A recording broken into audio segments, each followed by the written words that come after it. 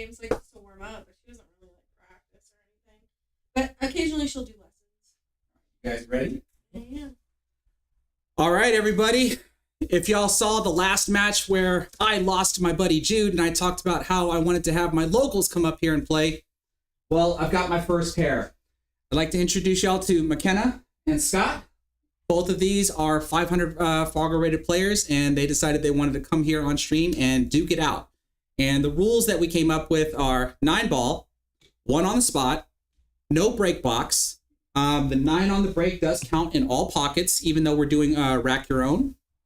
The 3-foul rule is in effect, and we're doing cue ball fouls only. I believe that's everything that we agreed on. And then so the only thing is that instead of one long race, we're going to be playing race to 7, best of 3 sets. So, are y'all ready to go? Well then, lag it up and let's go. Play well, Scott. Me too. Trevor Simpson is loving to see this.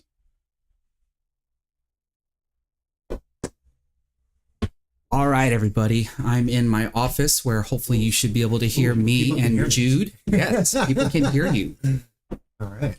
So let us know if you can hear us okay from within our, what I will call my commentary booth. And let's switch to this. Oh, that's cool. So that way we can keep score. Got a very Western look to it. I'm eventually going to change the scoreboard. This is an old scoreboard that I've been using for quite some time. So I don't know if you guys know who either of these players are. We'll start with Makenna. Makenna Sanders is part of a long line of pool players. Both her parents play pool. That's Kim and Tracy Sanders. Her uncle Brian is an excellent pool player as well. Brian's got like a 700 Fargo. Yep. Tracy, I don't know where Tracy is. I know he's like in the 600s. But I get the feeling like Tracy was once better than that. He just works a lot. Yeah. And Kim is in the high 500s. So there's a lot of really good pool in her family. I think everybody in the family plays, right? Yeah. Even Makenna's younger sister, Lindsay, plays as well. Yep. And in spite of all that, in spite of all of the people in her family that play pool, Makenna's only been playing for a short while. Her family got into the billiard industry during the pandemic, and that's around the time I think when Makenna first took up pool, and she's made quite a bit of progress within that time, and she's now like just above 500, which she is really proud of, and as she should be. And that would be for both of these players. I think when I started coming to Skinny Bob's and playing in your league, both of these players were below 500. Oh, and so as time has gone by, they've now breached over the 500 Fargo range. Yeah. Makenna's going to start off with a safety, and she didn't get exactly what she wanted, I think, but I think she got the job. She definitely got the job done. Creating really nice distance. I just think she may have failed to hide the cue ball. This is a tough spot for Scott. Gonna try and get her behind the 4. Not on this table. So they're learning really quickly because I already warned them that my table is fast, my rails are springy, and the pockets are not forgiving at all. And it looks like we have a guest that just joined us. That is Noah that you saw walk past everybody that the dogs are now harassing. Oh, Noah's here. I didn't know that. Did Noah just arrive? Is that what happened? Yes, that's why my dogs were going nuts. Ah. It's funny how I'm looking at the table so much that someone could walk by and I wouldn't even see this. Kind of like that video where you'd have to count the number of times they pass the ball and you see that there's a dancing bear going through the screen.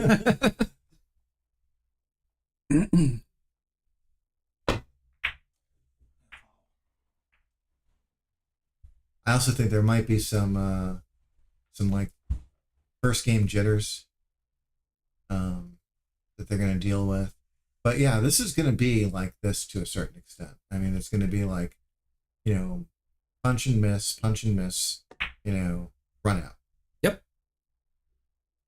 And I mainly wanted to start doing this where I can have other players besides myself come in and feel the pressure of playing on a camera, and then whatever pressure that they want to create for themselves as far as an exhibition match and stuff. Because with the Texas Open being streamed, and we've got a lot of other events that are starting to get streamed at Skinny Bob's as well, this helps them get comfortable playing in front of a camera.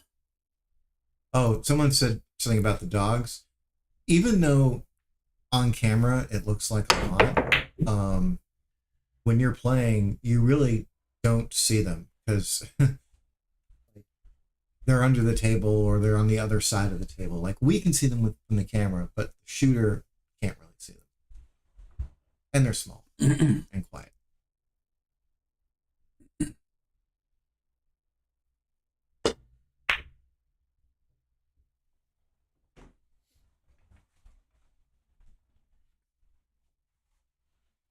This is an interesting spot right now.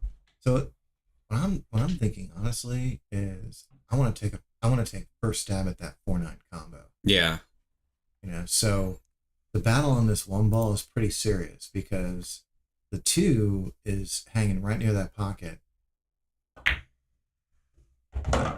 I love that shot. That is probably like my favorite shot to do. Really? Yes. I hate that shot. Cut cross banking either to a cross side or to a corner pocket like that. So Scott might be able to go rail first here. I think that would be the ideal way. If he can just clip the rail first, he should be able to spin out pretty well. If he doesn't, he might have to deal with that.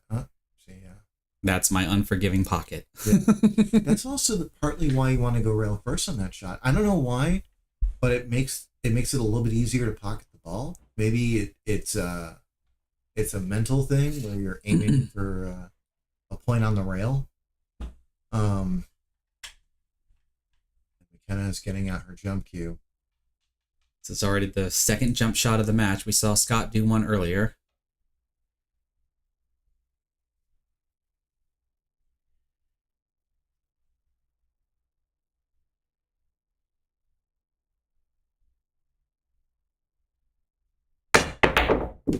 Oh, what a shot. shot. I'm definitely going to have to try to highlight that later. That was real pretty. So this is why I think a lot of people get really excited about Makenna. Like she's been playing this game now for 5 years, which in pool language that's not a long time. Not a long time at all. And she's developed really good skills. Like she can do all the things and the stuff.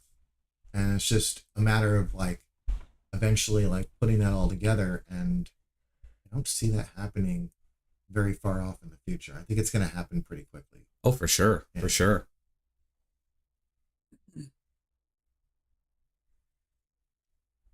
Now, Scott has had a rather interesting year. He started off the year. I can't speak exactly what happened, but I know he had a cardiac event, and which led to his retirement. So he retired early this past year, and playing lots of pool now, I guess. So he's really excited about that. It looks like we have Scott's wife watching. Yeah. Well, and I have to thank her because she was posting a lot of updates on Facebook, which everybody at the pool hall was very grateful for. Sometimes these things happen and we don't know all the details, or we don't know like when are they coming back or how are they doing, and she was really great about that. That's awesome. Yeah, they have a very loving marriage, and it shows. So this is the one thing I do enjoy, because like even when we had our exhibition match and you were learning how tough my table was and certain shots that won't go, and seeing their reactions on certain events like this shot right here, Makenna was not happy with the position that she got. And to complicate things, they just reclothed at Skinny Bob's. Right.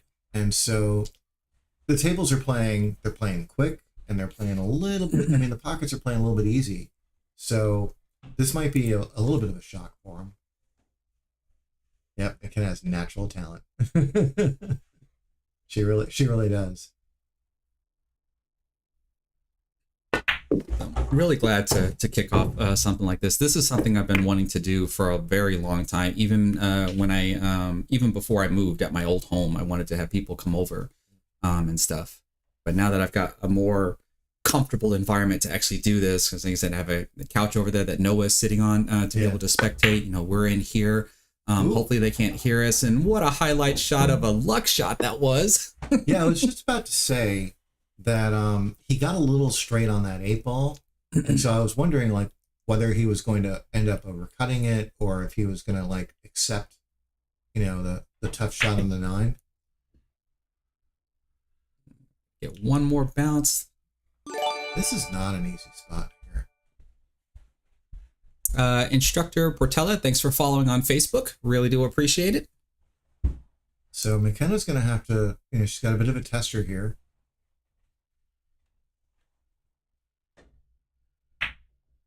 Ooh. Gets away with it, though. We're going to get another safety. Those are not easy shots, especially when you're first, like, you know, getting warmed up for a long day. Yep.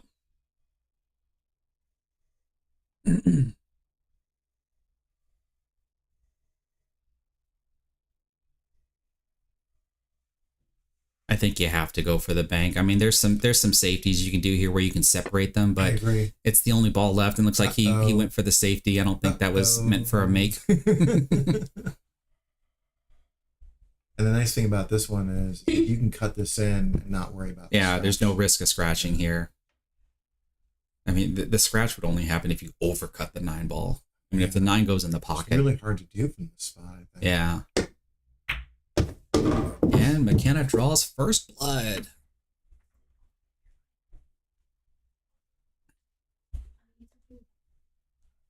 Well, yeah, Captain Mike, all you need to do is like bring some mac and cheese, some barbecue, and we'll let you do whatever you want here. Yes.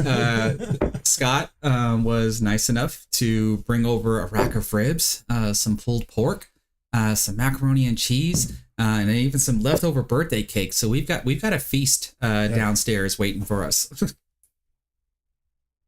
So let me take this moment right now to say that if you're watching on YouTube or on Facebook, please give the stream a thumbs up. It really does help out in the YouTube algorithm so more people can start watching.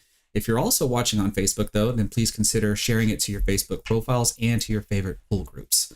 I really would appreciate it. Oh, and don't forget, do you mind if I do a little plugging for the room? Oh, absolutely. Don't forget as well, next week we are doing the Texas Open tune-up at Skinny Bob's. So while you're liking and subscribing, try and make your way over to the Skinny Bob's YouTube channel and subscribe there as well. We've got some really good content coming up. Like I said, we've got the Texas Open tune-up next week, and in 3 weeks, we've got the Texas Open. It's going to be free to everyone for the first time ever. We're really excited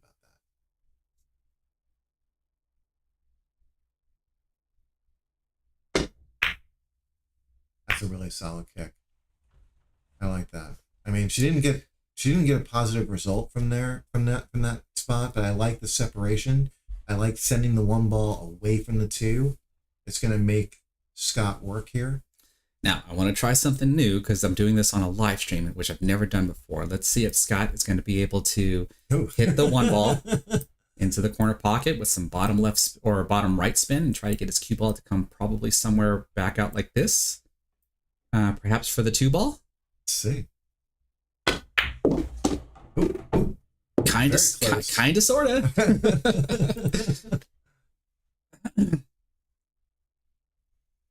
I'm not using the same streaming software that Skinny Bob uses, and so I can't use like an iPad or something to be able to draw. Shayla's done an incredible Oh yeah, job it's putting great. those together. Oh my goodness. It's absolutely great. And she's thinking about how to improve the stream every single day. Like we were talking about it yesterday. Oh yeah. We were talking about it the day before yesterday. Guess what we were talking about 2 days ago? How to improve the stream. Which is the same thing that I try to do here. Like right now, I would consider this a little basic. I mean, I've got, a simple scoreboard. I've got all my sponsors marquee scrolling in the upper right corner over by where Scott is sitting. Yeah. And if you want more information about my sponsors, see the descriptions of the stream on both Facebook and YouTube. Got a couple of discount codes that are available, some referral codes that are also available if you want to support me by more than just watching the stream.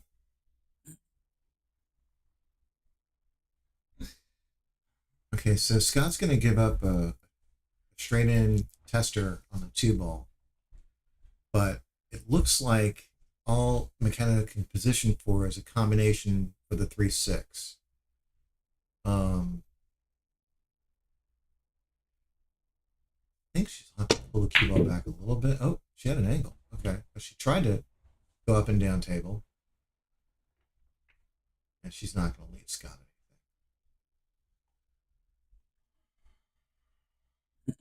There's your 14-1 counter available online. Let's see. So I'll just say NJ. You're talking about my counter program that I created for when I do straight pull high runs. It is available. I can post a link here in the chat here soon that you can actually download and use it. I primarily made it for when I do my live stream. So just like how you see the scoreboard here, I have a program that I built myself that runs that scoreboard. The scoreboard is kind of drawn, but all of the labels, the numberings and stuff, that's all managed and maintained by this program that I'm using. And so my straight pull program does the exact same thing. So give me just a minute and I'll post the link here for it. See if I can access. There's a bridge here to see. Oh, no, you're good. I don't mind.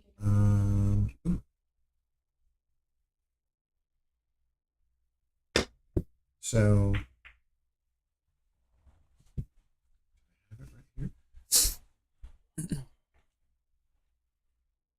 Someone was talking about getting autographs for the Texas Open, and I happen to have a players list. I can't post the players list, but I can mention a couple of names, I think. Same. If I can find the list.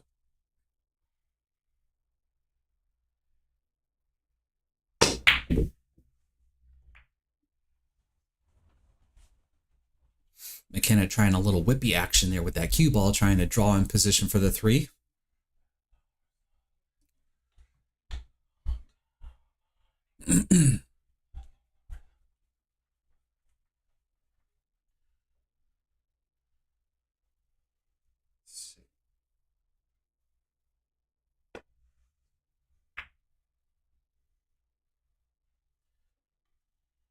Okay, Scott trying to pull off a little bit of a safety. Not quite the safety that he wanted. I'm pretty sure he wanted the 3 ball to be a blocker.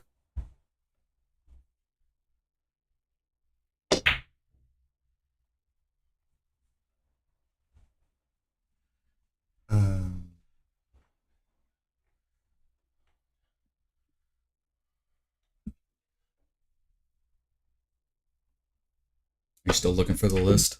I have it right here. Okay. So, some names that you might be interested in: Vitaly Pitsura, John Mora, Josh Roberts. I think John Mora just got eliminated from the Florida Open by Shane Van Boning. Looks like Savannah Easton's playing. Oh, nice. See if there are any other big names I can. I think she was here a couple of years ago. I don't think she was here last year. Sky Woodward. Noah Contreras, who we just saw walk through. He did just leave though, because he did have someplace to go. Little Lazaro Martinez. He's a junior national champion or multi. I have no idea how many junior national championships he's won, but yeah. And some guy from South Dakota. Shane Van something. I think from what I've been reading online, might be on track to win the Florida Open. Yeah, I've been quasi following it. I don't really, whenever these tournaments happen, I watch, but like I'm watching the pool. I'm not really watching who's winning or losing. Right. I don't overwhelmingly favor one player over another unless I actually know them. Like unless they're friends.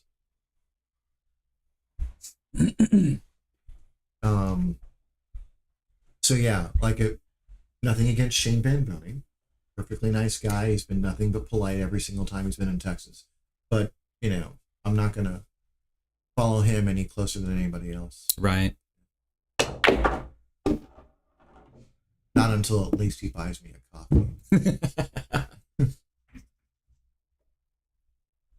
And I'll be like, oh yeah, Shane, go Shane. Did you bring mac and cheese? Shane! Okay, so it looks like Makenna's positioned well to take a 2-0 lead here. Yeah, maybe I don't know if she's going to follow forward slightly or a slight drawback, maybe. So I just got a message. There's another person showing up. This young kid who, what would you say? He's originally from Russia, but he's now playing for Team USA. Fedor Gorst. You ever hear of him? Oh, yeah. I know that guy.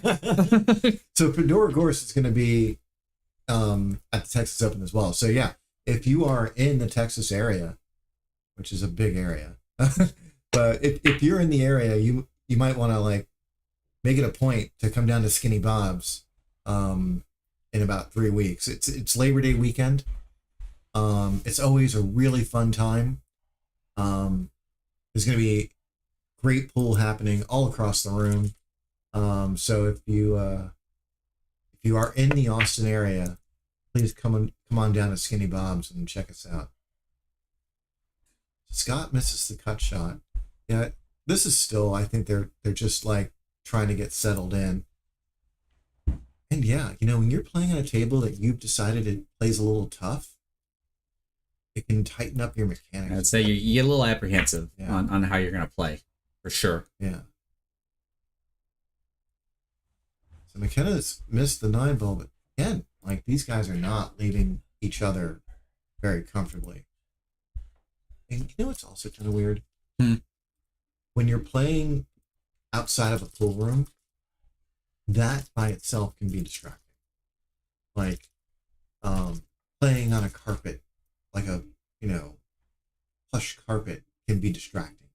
Playing in a quiet room can be distracting. Playing in a place that does not smell like, you know, smoke, like people and smoke can be distracting. So yeah, we might see them take a little while to get settled. Okay. Oh, slow down, cue ball. Nicely done. Okay, so Scott ties it up at 1.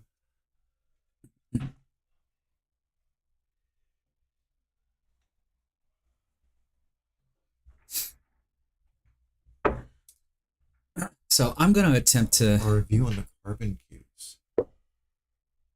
Oh, this is one of my locals. Yeah. He knows that I've done product reviews before, so he wants me to check out the carbon cues. I'll have to look into that to see. Plus, I also have to make sure that it's okay with my sponsor, JFlowers, that I do that. I know that they're okay with me doing other product reviews, but I always have to make sure that they have priority when I review their products. That's Justice Egan's company, right? I'm not sure. Oh, okay, yeah. I'm pretty sure they're local. And I mean, I don't know a whole lot about he's got carbon cues. They look really nice. Mm-hmm. And my understanding is that they're supposed to be very competitively priced. A lot of the carbon fiber cues now are let's Rhino, go Carbon, Should we start it BQ, now? and a bunch of other names that I've heard of. Sorry. Oh, I didn't understand. I didn't hear your point right there. The competitively priced. Oh, competitively priced. Okay. Yeah. Oh, I didn't know that. when I got my carbon fiber cue, shafts were running about $500 a piece. Yeah, now they're down to like 200, if that. That's phenomenal. That really is. That's what you want to see. That's a solid break. Yeah, I always think about. I have a carbon fiber bicycle. Is it? Can you pick it up with 2 fingers? Yeah. Yeah. Yeah, you really can. And it cost. I got it like about 10 years ago, and at the time it, cost me about, I want to say like around $1,700. Mm-hmm. And with the amount of carbon fiber in that bike, I can't remember exactly, but I think it's like you could make like 10 shafts. Oh, jeez. Right. Right. So like, What a shot. Jump shot by Scott. Wow. So like, very quickly I was like, why are these shafts so much money? And so I'm really happy to see these prices start to come down. It also allows a lot of players to try out new shafts, like to see what they like, because I don't think we're done improving this product yet. Like I think the industry can still make a lot of headway here. Mm-hmm. I think you're seeing that with which one is it? The ones with the adapters? That's the white carbon. That's the white carbon, yeah. That's a really exciting sort of feature, and I'm hoping that we get to see more stuff like that. Yeah.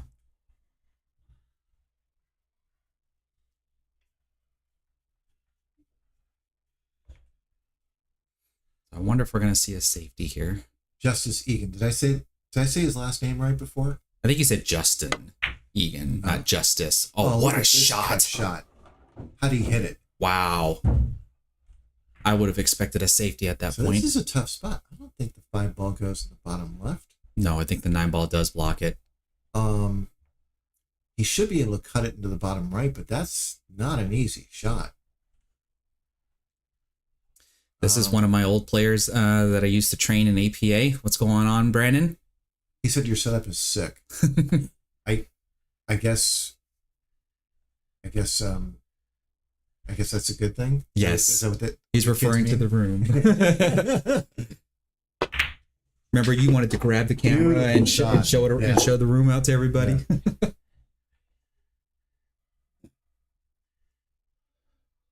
All right, Scott's looking pretty settled in on this rack here. Lots of tough shots that he's been nailing. Left. This is a slightly awkward angle. Going from the 6 to the 7. Personally, what I would do is I would probably go forward. That's what he just looked at. 7 in the side. 7 in the side, the left side. Yeah. Oh, he's going forward just a little like that. Oh, I didn't even know that was available. It looked like a bigger cut to me. That's fine. That works great. So it looks like Scott's going to start. He's going to take a 2-1 lead here. Oh, not quite. Commentator's curse. Wow. So here comes Makenna. So what do you think from a player's perspective? Like in Makenna's shoes, she just sat and watched her opponent practically almost run the entire table. And then now she gets an opportunity. Do you think the nerves come into play when you're in positions like that? Or is this a comfortable spot to be in? Yeah, I think Makenna's just fine. I mean, I would be fine. I'd be like, yeah, give it to me. And I think Makenna's got a similar attitude, like, I don't think she lets things like that affect her at all. And with that 9 ball, Makenna goes up 2-1. Like, if there's one thing I think Makenna has going for her, is that she's only been playing pool now for about 5 years, and she's grown up around pool. Like she's known these characters her entire life. Right. And like, she's never been in necessarily like the quiet, dusty, no music pool rooms that I saw when I was like 15 years old. Like they've got jukeboxes, they've got drinking, there's commotion. So like, I don't think she fades any of that stuff. I think she just gets up there and plays, and then that's it. Like there's no thinking about like, you know, what this person do, or, you know, what's going on over there. She just gets up there and does what she does, you know. I don't even think she's thinking about like who's supposed to win this game or who's supposed to win this set. Her attitude is, let's play pool and we'll find out what happens. Yeah, I would agree. So little education here for you folks, especially when it comes to one on the spot. We're going to watch the 7 ball go here. We're going to watch the 1 ball come somewhere over here. And we're going to watch the 6 ball bank over here. It's pretty close. Right? I can predict, I can show you where all the other balls are going to go as well. But just by showing you that, that's the prime reason why the 9 ball was moved on the spot for the pros. Pretty layout. Look at this. When you start to get to a point to where you can predict where the balls are going to end up, then you end up breaking a certain way, because in 1 on the spot 9 ball, you don't want to make the 1 on the break. Yeah. You want to play position for the 1 on the break, which looks like Makenna has gotten here. So this is as beautiful as a break as that is. This may require like some aggressive. She takes it easy. Okay, good. We got the 2 ball in the upper right corner. It's hard to tell from like this camera perspective, like what options are available to her. But that worked out really well. I thought she would have to go all the way down table. Yeah, the more I get into this, I'm eventually going to start putting up some more cameras. I still haven't set up. I have the overhead view that I can just pull up. It just won't have a scoreboard. But yeah, I definitely want to have more camera views in here. It looks like she might have got it. Does she have it? Yeah. I think she has it. She's looking at it. She doesn't look upset. She's not getting her jump cue. But does she have enough angle to get to the 5? Push to the side and come 4. back underneath the 9. That's the 4. No, that's the 5 ball. 5 ball's purple. Correct. Okay. These are the Aramith blacks, so pink 4, purple 5. Yeah. They tripped you up on 1 rack, and I had to remind you. I appreciate that.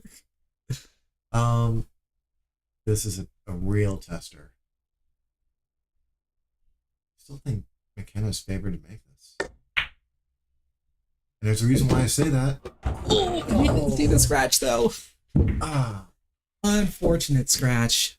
that anybody can scratch on that. That was a great shot, and I think anybody in the world is going to play that shot, and everybody in the world is going to scratch on that. Like, everybody in the world could play it just like she did and get the exact same result and be just as frustrated. That was a phenomenal shot. So Scott's got a great chance right now to tie this up at 2. Simple roll forward here. You want to leave yourself either a perfectly straight angle or enough angle that you can touch that side rail and come back And bounce off of it, Yeah. like a middle ball hit here. And I think he's got that. Yeah, Just like that. that works nice. Yeah. When I was first learning how to play pool, players would tell me to imagine as though like 6 inches from the rail isn't position. Mm-hmm. You want your cue ball 6 inches off the rail every time. And I've never really used that rule in my game, but like it is something that I think about, like, oh, I want position down there. I do not want to be on the rail. Yeah, my coach refers to it as you want to have a little bump and dribble off of the rail. I like that. You know, and because the fact of the matter is, it doesn't matter who you are. You could be Shane Van Boning. You get that cue ball on the rail, and not only do your options cut down immensely because you can't draw anymore, but your aim goes down. I want to say that, I mean, I've heard that collectively our success rate drops by like 30% the moment that cue ball gets frozen to the rail, and it doesn't matter what shot you're talking about. Yeah. I mean, you only have access to the top portion of the cue ball, very likely to skip over the top of it with a miscue. That's a solid break by Scott. Is he gonna get a shot in this 1 ball? Yes, Looks like it. is. Okay, so now that I've learned about this camera angle, I think he might be able to pinch this and Yeah, hold the cue ball on center table. question is whether or not if he's going to go this way or if he's going to try to draw up this way. I would try and pinch it if that's available. I can't tell. Just like that. Yeah, nicely done. Yeah. Now this is an awkward spot because you're going to be going right into the purple 5, or the 9 ball possibly, depending on what his idea is. So you want to be careful here. Yep. Oh, bump the 9. There we go.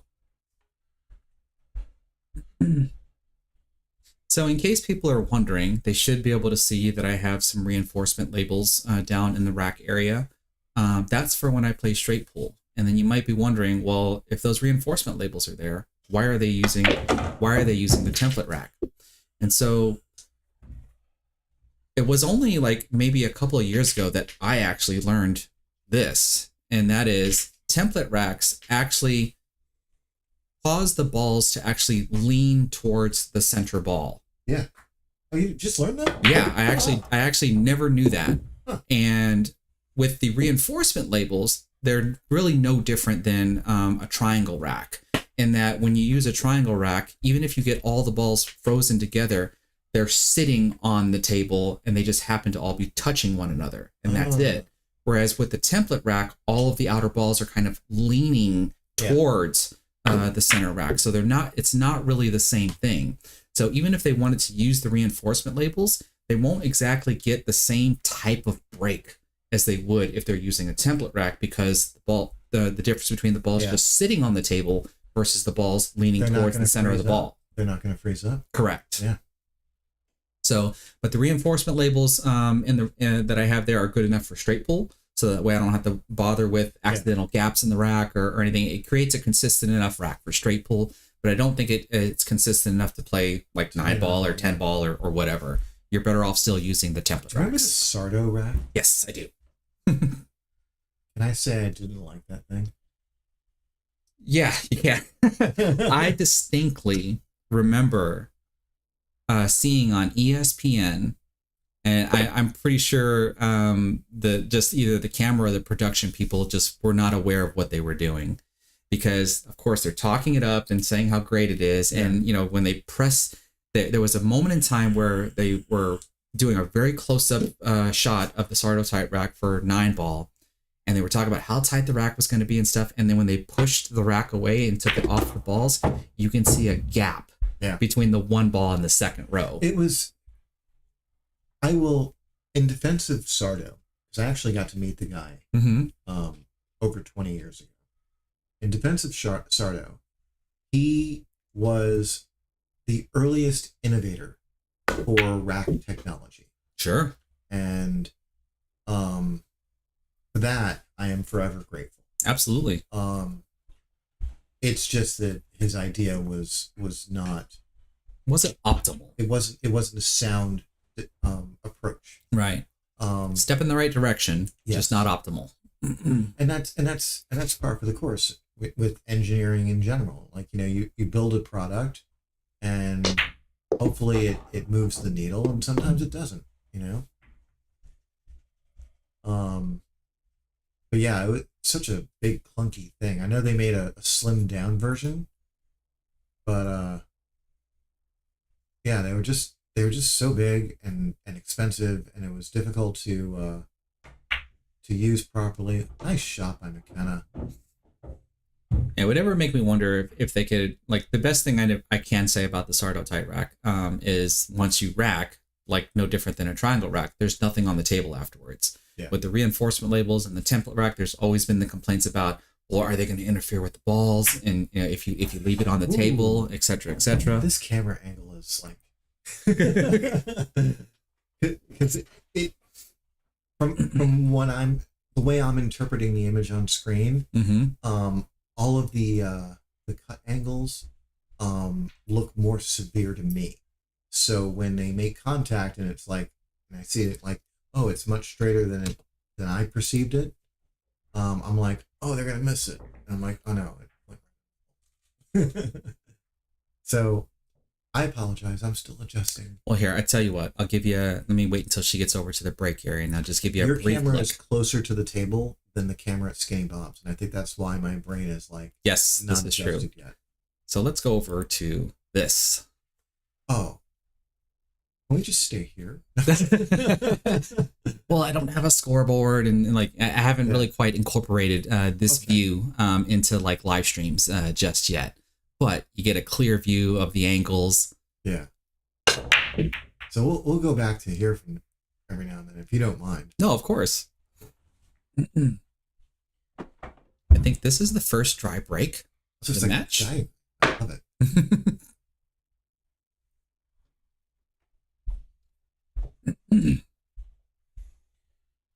This is a bit of a tough spot. I think he might actually have a cut in the side Yeah. if he wanted to go aggressive. Cue ball might clip into the 9 ball. Yeah. Yeah. It's almost worth going for.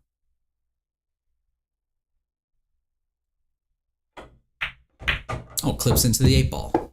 Like you said, the angles, right? This isn't going to work out for him, but I like being aggressive there. I really do. Especially when you're at this caliber and someone running out the table is it's not like it obviously that percentage is always going to exist. Mm-hmm. And with these guys, that percentage is not insignificant. It's going to be, a good chunk of the time. But I would say that you can miss the 1 ball and have a reasonable expectation when you're 500 playing another 500 that you're going to get back to the table. Right. How do you get a dry break with a magic? It happens. It happens. The balls don't rack absolutely the same every single time. There are, very, very small differences. The balls settle a little differently. Balls also wear over time, and although I don't think Chris's balls have God, that sounds weird. That's what have worn much yet, but his Magic-Rack might have. It's a pretty shot by Makenna. Don't scratch though. Yeah. And so every now and then, and we don't always break the same way. We have different speeds, we have different contact points. The rack could be angled ever so slightly differently than before. Like all these things, play into whether or not a ball gets made. Which is why, honestly, you have to stop and be and give the pros credit, when they do make a ball in the break like 37 times in a row, which is like what Vitaly Pitsura did at the Texas Open. I mean, like it's a remarkable feat no matter how well you know the rack. It's a very, very nice shot by Makenna. She just missed it by like the smallest of margins. And the funny thing is that I would have liked the shot on the 7, but I don't really like the shot on the 6. Yeah. and the 6 is the 6 appears to be an easier shot, but it really isn't. You have to slow roll this in. Definitely looks straighter. It sounds like Scott found the wall. Ooh, he did not slow roll it in. He's gonna pay the price for that. So here comes Makenna, ball in hand on the 6. And you know what I like doing? I like positioning. Everyone wants to position for the 8 ball in the side pocket, but I want to be slightly below. I want to be on this side, on our side of the 8 ball. Yeah. Okay, and she's already positioned for that, I think. Meaning that you want to basically either do a 2-railer or a 3-railer to shoot the 9 in the lower left corner. Precisely. So, because you're talking about shooting the 8 like this to where you can get the cue ball to do something like this. Exactly. To get position on the 9. Yeah. She just missed the 7, unfortunately. But yeah, Scott is going to be faced with a similar situation. That's the position I want. I don't want to go the other way for all the reasons. So the way I look at it is that if I get straight, I can draw back. If I get kind of straight, I can go one rail across. And if I get the angle that I'm talking about, then I go 3 rails. And the angle I'm talking about, going 3 rails, that is the ideal way, in my opinion, because you can get very close to that 9-ball going that way. So you got there? That's it. That's what I want. No. Might be a little steep That's here, a but little it's steep. but it's still doable. Let's see the overhead if you don't. Sure. Oh, it's very steep. Never that's mind. steep. That's steep. Still doable though, because the But cue ball is move going to that cue come. ball to the right, like just a smidge, you know. Yeah, because you're probably talking that your cue ball is going to get like very deep into this corner here if you end up overcutting it. But it looks like he's going to cut it down here to the other corner. Ooh, wow! Not quite. Not quite. That does not get any deeper. Look at that. I'm still waiting for it to fall.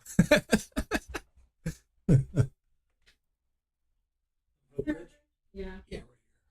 And it's looking for the Yeah, bridge. I have 2 of them set up over there for them. They need the long one.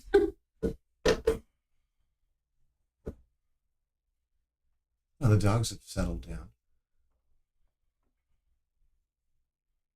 Haven't seen them pop in on stream or not.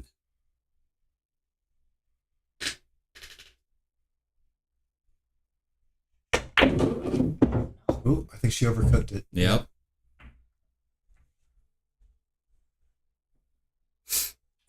Who runs this place? Like I said, that's my buddy. He likes to troll my streams from time to time.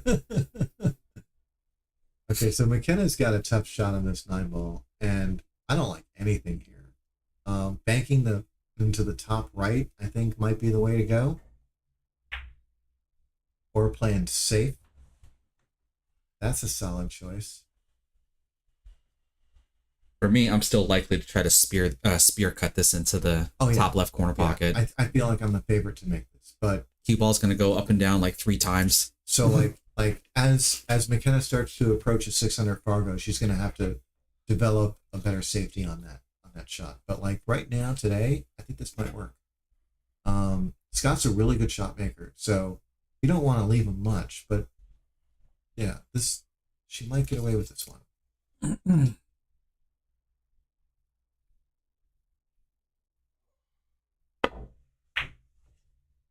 Oh! Yeah. Like I said, that is the toughness of my table.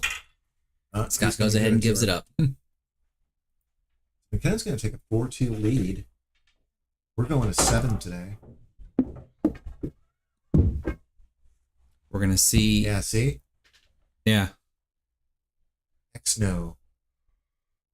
This is when we were talking about the position or the transition from the 8 to the 9. Yeah. X-No agrees with us. All right. Yeah, a lot of players, especially at this level, they may not think about those position routes, but like that one in particular is so reliable. And the moment you come up with that idea, you're like, oh yeah, 3 rails. You're like, I'm doing this every time.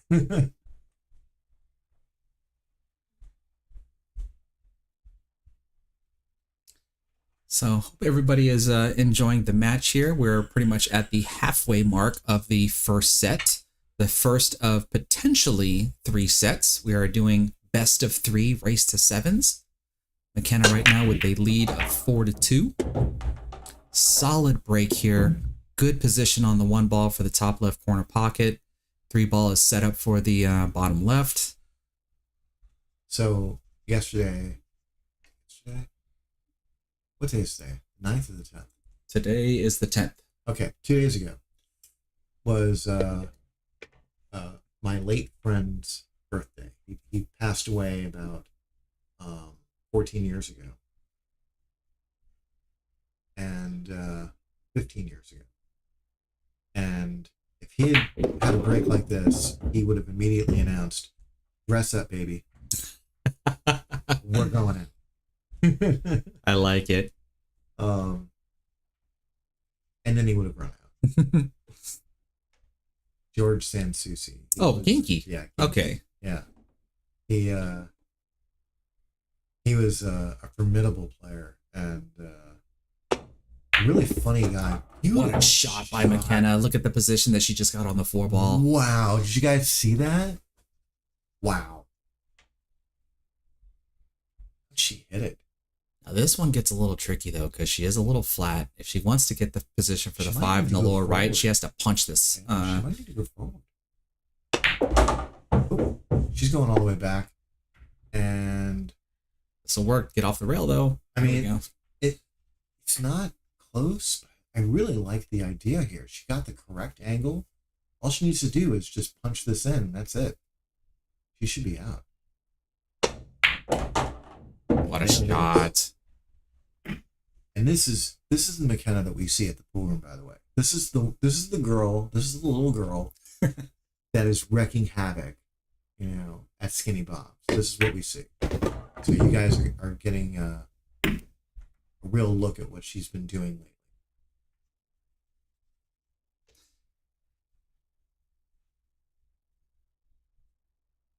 She got absolutely Nice little, there's the bump dribble that I'm talking about off of the rail. That is our best sequence yet. I need to eventually come up with a pop-up for like break and runs and stuff. What an out. Nicely done. That puts her within 2 of the first set.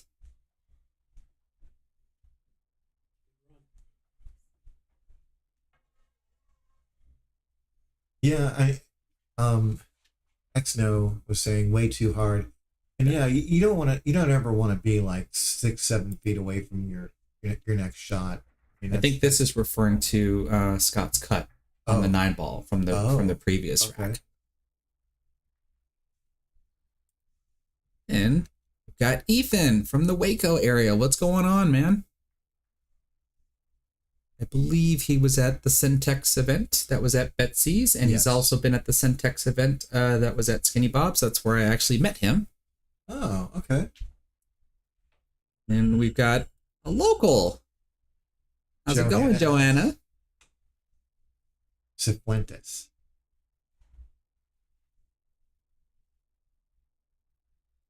I'm so excited to finally get this rolling here. I'm just curious to see who else is interested in coming over here to play.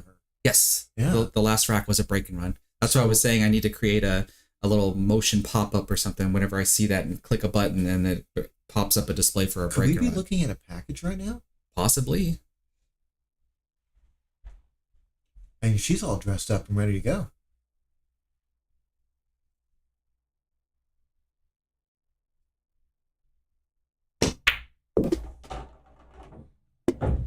That's kind of perfect. And you can one rail this, or I think you take short side position on this one. Yeah. Looks like she's got a bit of an angle. She can go back up table if she wanted. Yeah. Definitely got to hit a little bit harder if you want that, though. This isn't that bad, actually, given where the 5-ball is.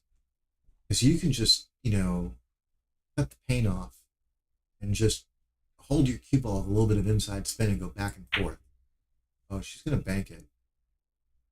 She's going to come up short on that bank. That was a good attempt, though. Yeah. You want to, when you're playing those bank shots, you actually want to try and bank short there.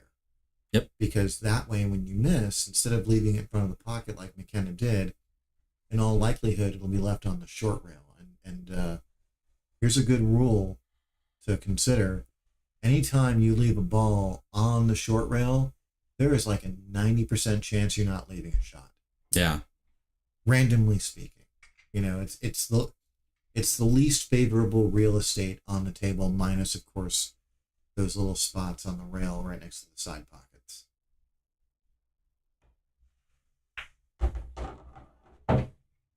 Okay, so Scott came up a little short for the side pocket here. I think you have to go down to the corner. Yeah. Follow past the side pocket. I don't think the scratch is there. Yeah.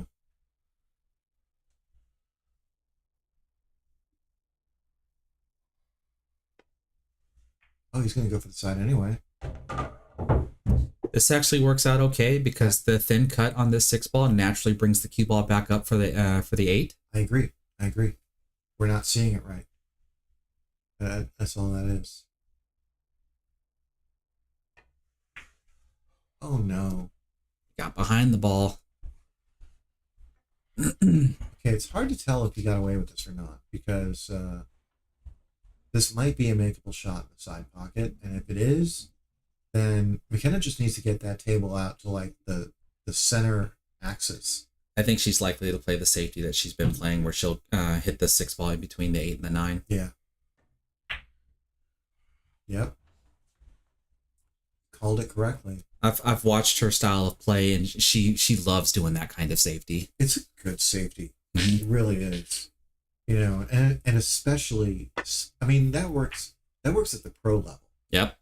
But like when she's deploying those safeties against 500s, more often than not, she's gonna get back to the table just like this. Mm-hmm. You know, with a shot, an opportunity to win.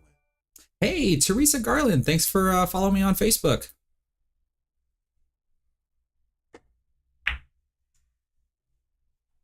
Just overcut that. And yeah, see the benefit to like overcutting when you're running a ball along the rail? Like that's exactly what could have happened with her bank shot before. You know, when you run a ball along the rail, if you overcut it, if you catch that sort of angle, in that instance it was an overcut. Missing on the pro side. Yeah. That's what you're referring to. Yes. In a sort of long-winded way. Was he playing safe or was that a two-way? I want to say that was a 2-way. Well, he's put Makenna in a spot. She's gonna look this over. You know, I think you're supposed to jump at this. Admittedly, I've only hung out with 2 of the Sanders daughters, or Sanders girls. They've got a cousin as well, about the same age. Mm-hmm. But both of them are very athletic, and I don't know what they've done over the years growing up or whatever, but like they're both athletic people, and not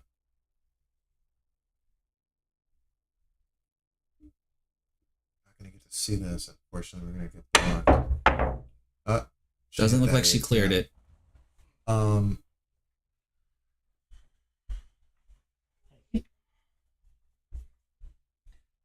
I was just gonna say, like there's very little holding her back physically in terms of like the shots that she's trying to do. Oh, yeah. I think that just basically goes for everybody, though, because of the advancement that the equipment has had. You know, we're not playing on smudgy rails anymore and carpeted cloth to where like you actually have to use force, you know, to move the cue ball around. Yeah, but I think it helps if you have something resembling an athletic background. You just get more comfortable with like, doing things like that, like jump shots. I like how Scott played that. It's not the easiest of 9 balls, but I prefer this position over a lot. I would want to say that a lot of us typically end up shooting the 9 ball from this type of position. Yeah. What a shot! Well done. And the reason why I like that position is because there's no scratch there really. Yeah. And so you can shoot it without worry about where your cue ball is going. Whenever you have that, it's just one less thing to think about.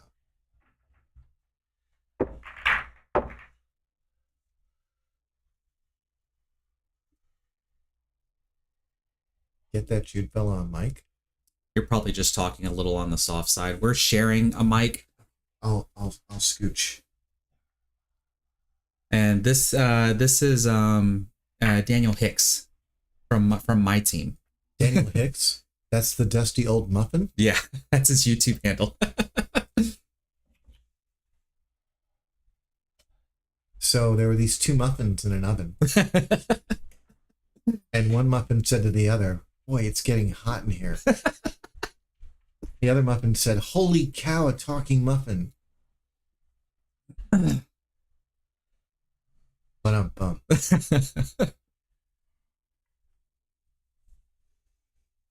So, but I do have the microphone positioned to where we should be able to share it. But we are also trying to not talk loud enough that they can't hear us.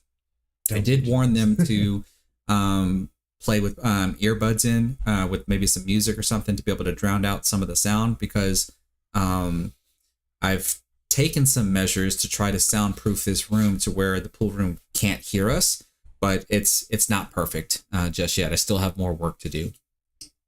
We just have to put like some really loud speakers in there and just play like really loud country music. Yeah, I'm trying to talk softly so that they don't hear me. I like how he hit that. He Good attempt at a safety, just a little too hard. A little too thin. Well, look who we have here. Skinny Bob's Billiards. And yeah, I'm gonna plug this again, guys. Please go to the Skinny Bob's Billiards YouTube channel and subscribe. We've got some great content coming up. We've got the Skinny Bob's series, which is a brand new series of pool that's happening that includes all of our weekly tournaments and monthly tournaments now. But also, we've got the Texas Open tune-up coming up next week, and we've got the Texas Open itself coming up in 3 weeks. And it's going to be, for the first time, aired on YouTube for free. So subscribe to the Skinny Bob's channel if you've not done that already.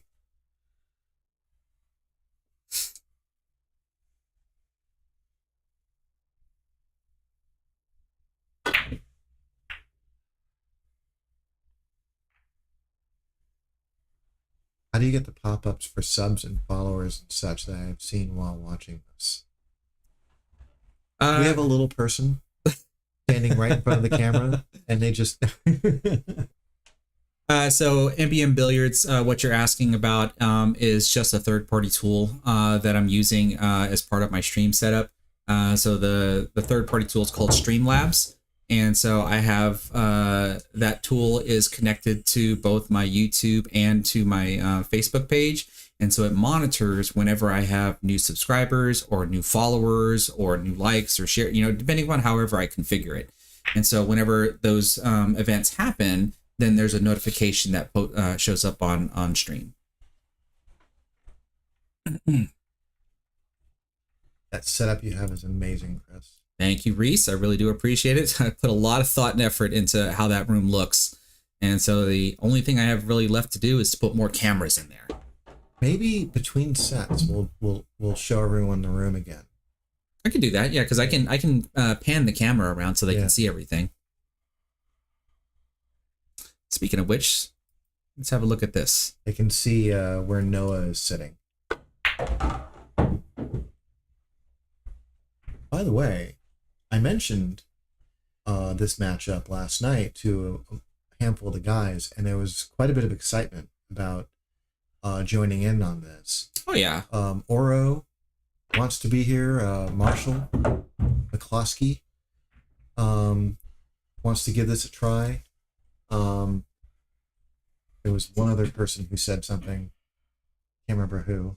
I've had quite a few people reach out to me and want to set something up. And like I told you before, though, like I don't want this to overwhelm my channel. Like I think I'm up to doing this maybe once or twice a month. Yeah. And so it's a matter of for those that are watching in the local area that want to do this, you need to just find your opponent, come up with the rules that you want to play with, and then just check for a scheduled date that we can do this on. That's a nice shot. This is actually a good angle here. A little bit more angle, I think. Yeah, a little bit more so that way he can use bottom spin to kind of just go from side to side. Probably need to put a little bit of right spin on this one so that way he avoids the scratch. This is where the rack gets decided, though. I mean, we all knew it was going to come down to this 8-ball. Oh, and he overcuts it. So yeah, what Scott needs to focus on, if he wants to win this match, is he has to prioritize pocketing. over his cue ball, because right now what he's doing is he's prioritizing his position play, and that's why he's overcutting these shots. He's ending up flat. He's overcutting, and that's a focus issue. So hopefully he'll take a moment and regroup on that and recognize that overall he's playing really well, but whenever he comes up a little flat on the angle, he's missing. He's missing the shot because he's thinking about the angle on his next shot. What a shot from Makenna. Beautiful bank. That puts her on the hill. And to your comment, though, that just goes to show you, because I always warn my teammates that when you're in positions where you kind of have to punch the cue ball to get it to move, you're very likely to miss at that point. You're like your accuracy has to be on point when you're going to do that. That lends itself to what I was talking to you about earlier when I first got here. Mm-hmm. Part of what I've been working on lately is like playing off instinct, and I think it's super important to really focus on how to pocket that ball, and whatever it takes to get there, and try and clear your mind of what you want cue ball to do. Your cue ball is going to do what it's going to do. You're just influencing it. Yep. You can't make it do whatever you want.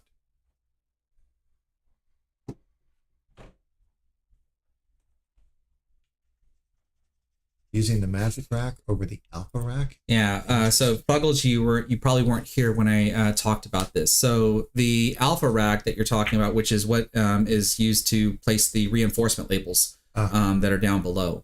So there's a difference between those reinforcement labels and a template rack. It doesn't even have to be the Magic Rack, just a template rack in general, because the reinforcement labels pretty much act like a triangle rack, meaning that they allow the balls to be frozen together, but they're sitting on the table.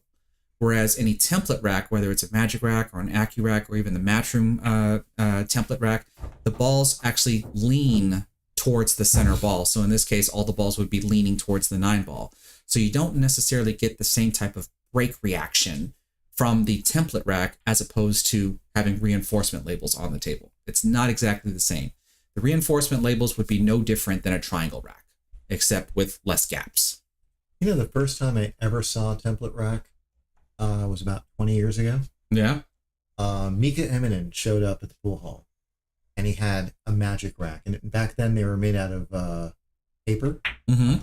And he was so excited about it. He was like, finally, no one's going to slug me anymore. And he was convinced that it was the future of pool. And I looked at him and I was like, that's just crazy. And here we are. Everyone's using them all the time. I don't think they're used. I don't think 9-ball uses a triangle anymore. Yeah. Like universally. I mean, you know, they do on the Centex tour, but that's about it. That's the only place I can think of. And the only reason why they do it on the Centex tour is because they're trying to promote the Predator rack. Right. So MBM, you're asking about why they're using the Magic Rack when I've got an Outsville sponsor. Well, I have Outsville racks. They are available for the players to use. However, at Skinny Bob's, we use Magic Racks when we play. When we go to when we have the Texas Open, Magic Racks are what's going to be used. So it's at the player's discretion. I don't force them to use the Accu-Racks, even though they are my sponsor, but they do have that as a choice. So I'm pretty sure they're just using the Magic Rack because that's what they're used to. I do really like the Accu-Rack. Oh yeah. Oh, that was such a good kick. Just barely missed the 4-ball. I make it a point to buy an Accu-Rack every Texas Open because they usually have a booth, Outsville, and I always want to support their booth, but there aren't a whole lot of things I'm interested in whenever they're here. Like, they sell a lot of shirts, and I don't wear a lot of billiard clothing, so what I'll do is I'll always buy an Accu-Rack. So I've got like 4 sets of Accu-Racks at the house. And I have magic racks too. And honestly, I usually grab the Accu-Rack before I grab a magic rack. Right.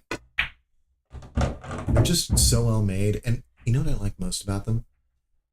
If they get like wrinkly, which all template racks do, with the Outsville rack, you can literally just iron them. Yep. That is the huge benefit versus magic racks, which are made of plastic. Yeah. Once you fold that plastic, yeah, it's practically ruined. Yeah. At that point. I mean, you might be able to iron it, but like you have to put it at a really low setting, otherwise it's going to melt. Yeah. And since the Accu-Rack is made of cloth, you can fold it and do whatever, and then you can kind of unfold it, or like you said, you can iron it back out. Okay, so here comes Scott trying to make this a 6-4 set.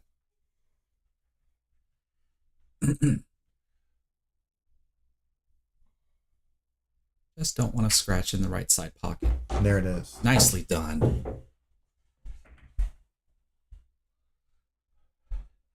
The Accu-Rack breaks a little more naturally. I'd say they're about equivalent. I haven't noticed a real difference, honestly. But I think everyone's going to have their own opinion. Yeah, their own unique experience with them. So I you could be right. I haven't seen that yet, but you know. Here, you want to say hello to everybody? All right, here we are. Hi guys. There's the camera. There we go. So this is from like we are literally behind the room, and so the part about the soundproofing part is the wall that separates the pool room from this room is very thin. There's no insulation in between the walls, and so that's where most of our sounds are actually leaked through to where they could potentially hear us, which is why we're trying to talk very softly. I just didn't know before we, I'm not sure actually. The stream should be able to hear them fairly decent. Okay. But I do have a soundproof blanket hanging over the door, and believe it or not, that has a significant effect. We would be hearing the table sounds a whole lot more if I didn't have that blanket over the door. So I'm actually debating on maybe getting more of those blankets and just line them across this wall, and that might actually help with some of the sounds. Okay, so is that a dry? No, is that a dry break? That was a dry break? That's a dry break. Yes.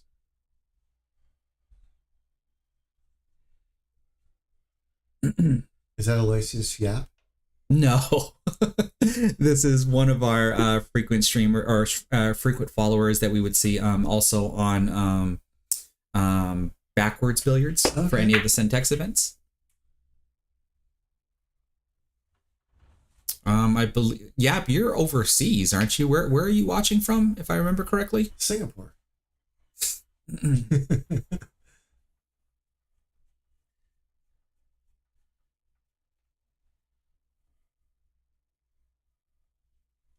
Yeah, see, they should be able to. I remember during our match, we weren't talking loud enough, and some people said that it was hard to hear us. And that is something I am thinking about. If y'all see in the setup there next to their chairs, they have tables. I have contemplated trying to figure out how to put microphones at those tables. See how this works out for him. That bump could have gone so much better. That's literally like the worst way it could have bumped.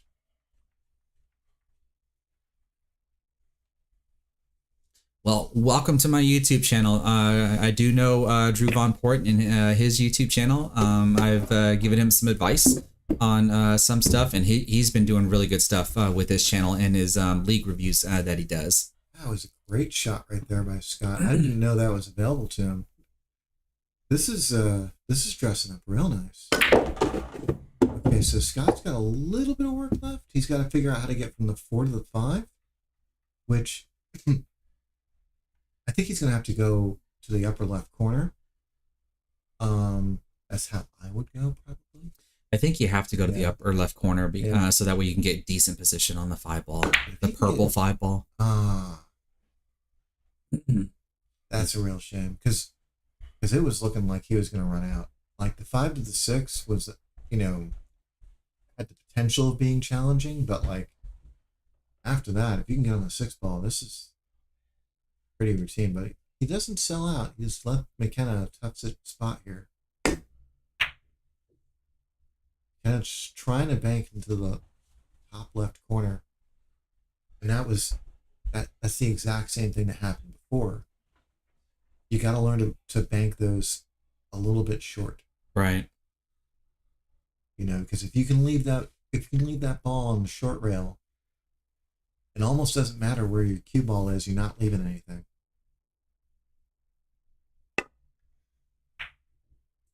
It's 2:27 a.m. That's where Yap's at, yeah. Well, where is Yap?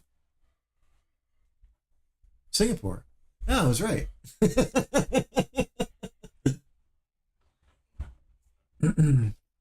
And speaking of Aloysius Yap, looks like he's down to Mickey Krause 5 to 6 right now at the Florida Open. Oh, wow. Well, how you doing here after Billiards? This is one of my other JFlower sponsored players as well, who's asking about the overhead view. Well, let's go ahead and give you the overhead view. Okay, so she's a little flat on this 5. She might. I really would like to go forward here. 2 rails and get short side position on the 6. I don't think that's going to get her anything. And punching it just doesn't seem to go anywhere. This is what I'm talking about. Oh, that's not bad. Given all the possible outcomes, that is not bad at all. She's got a 6-8 combo. This could be a set winning situation. Oh, there you go again with that conversator's curse. How dare you? I said could be. It could be.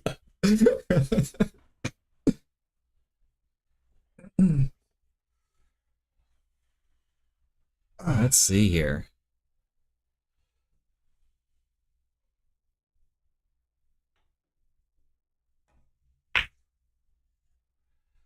Oh, what a shot. Really nice shot by Scott there.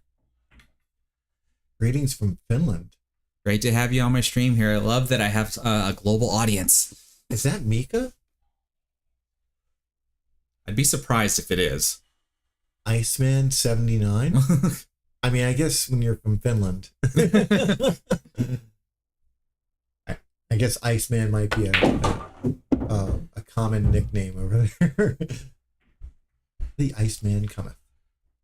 Now this is a good pinch draw shot here to have the 9 ball into the opposite corner pocket here. But this is, again, you're far away. You kind of have to punch this. Yeah.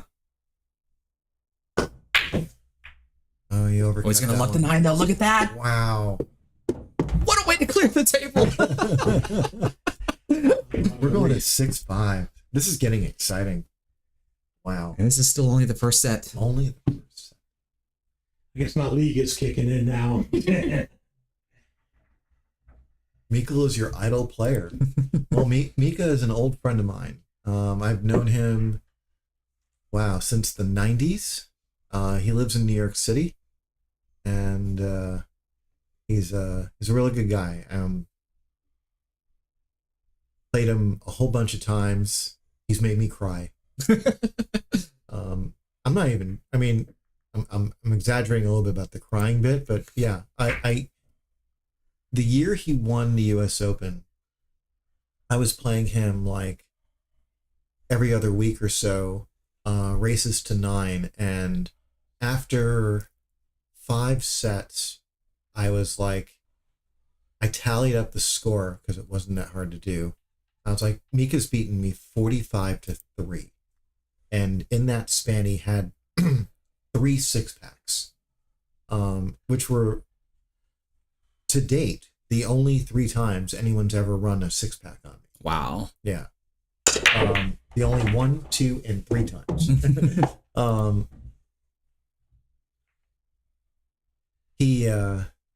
He's such a phenomenal player, such a talent, and really, he was the most talented player I had ever seen by a long shot like in terms of like meeting someone, Mhm.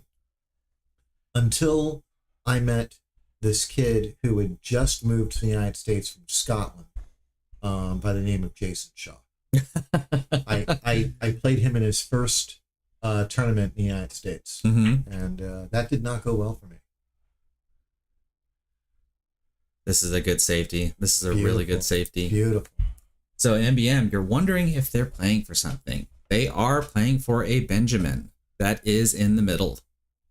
100 sawbucks.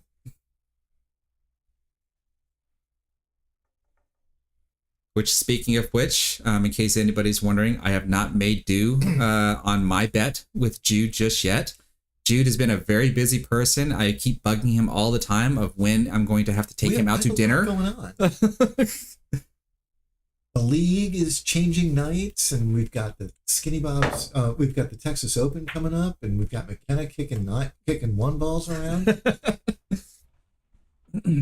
So I still owe Jude a dinner from the beating that he gave me on the last exhibition match. I'm actually more interested in just playing you again than collecting.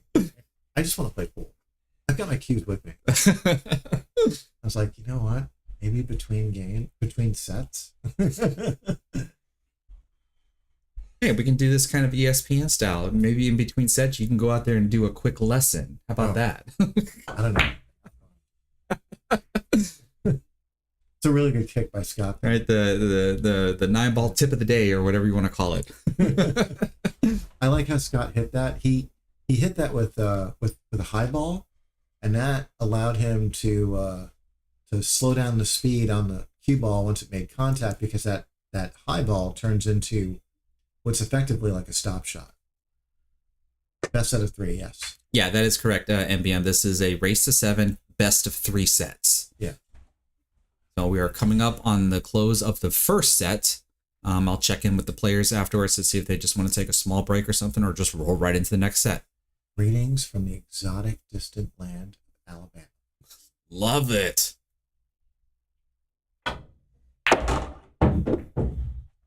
Whoops, a little I've too never much been to top spin. Alabama.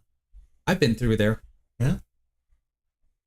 I drove through Arkansas, Tennessee. Yeah, when I used to work for the Department of Defense, I had the benefit of being able to travel across the United States to different ports and You stuff. know, you're the second person I've known that's worked for the Department of Defense. Really? Yep. I knew this woman who was a rocket scientist. I think she still is a rocket scientist for the Department of Defense. Specifically, she Ooh, was worked that on a good hit? high caliber ammunition. Mhm. And I actually used to work with her in publishing prior to her taking her job with the DoD. And every single time someone would say, like, oh, it isn't rocket science, I would be like, wait a second, let me call my friend. I was able to confirm, you're right. What we're doing here is not rocket science. That's too good. That's too good. Trevor Simpson's loving the reaction of the cue ball after Scott's shot there before he had to do the jump shot, wondering if the cue ball is waxed. Well, the cue ball is not waxed, but they are playing with a clean set of balls here. I made sure to clean them thoroughly for this match. And it's really important that you clean your balls. I mean, it's just, it every day, if you get the chance, you know, that's what Skinny Bob does. Mm-hmm. A solid shot by Makenna. So this is going to be a little bit tricky because you want to avoid that 6 ball. Personally, I think I would go with a center draw. Don't want to use running draw. Oh, we ran into it. Yeah.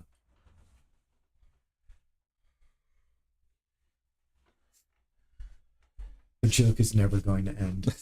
No, it's not. Yeah, no.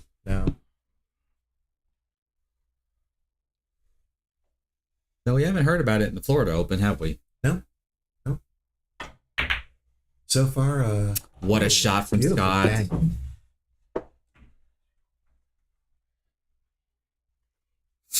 bang. Yeah, they're playing at the Royal Caribe. I have no idea how to pronounce it. That's where they held the Mosconi Cup last year. I was there for that. And as far as I know, that's where they're going again for 2026. They're coming back to Florida in 2026. Nice. I mean, I've been to the Mosconi Cup now twice. I went to the one in Vegas, the last one in Vegas, and I've gone to the one in Florida, and I miss Vegas. I really do. Oh no! Unfortunate scratch there. Not a position you want to be in. Caribe Royale. Or Royal. Yeah, I just used the I think it's the typical Aramith ball. I think this is I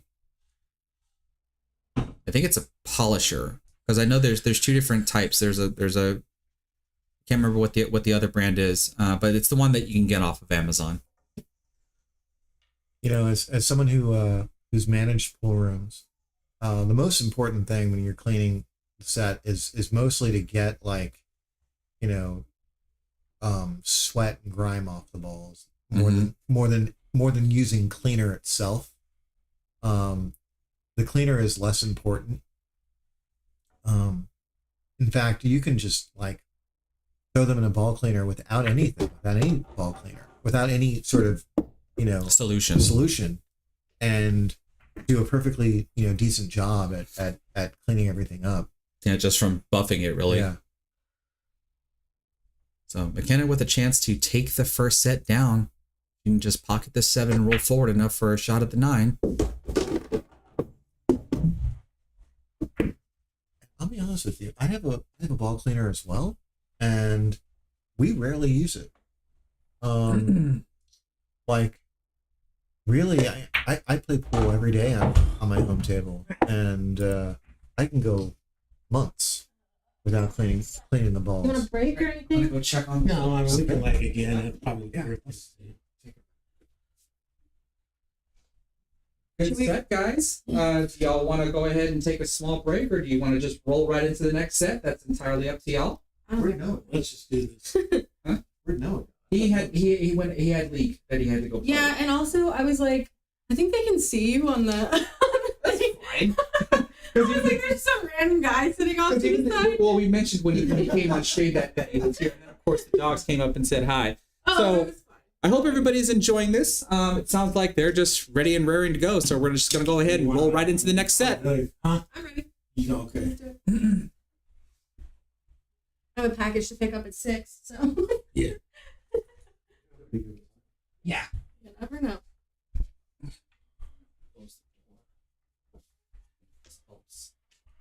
Alright, I will stop. Right. All right. So I'm going to put a small little. Oh, do we want to asterisk. do a quick pan of the room? We can. Mine wasn't. Let me get this set up real quick, and so do a Wait, reset. you don't do that remotely, do you? No, I can. So, You like, can? for example, if they want to Yeah, see the jerseys, Oh, look at that. these are the 2 jerseys that I first got when I went to London. That was at my first Mosconi event. I actually bought these 2 jerseys from their That's merch awesome. store.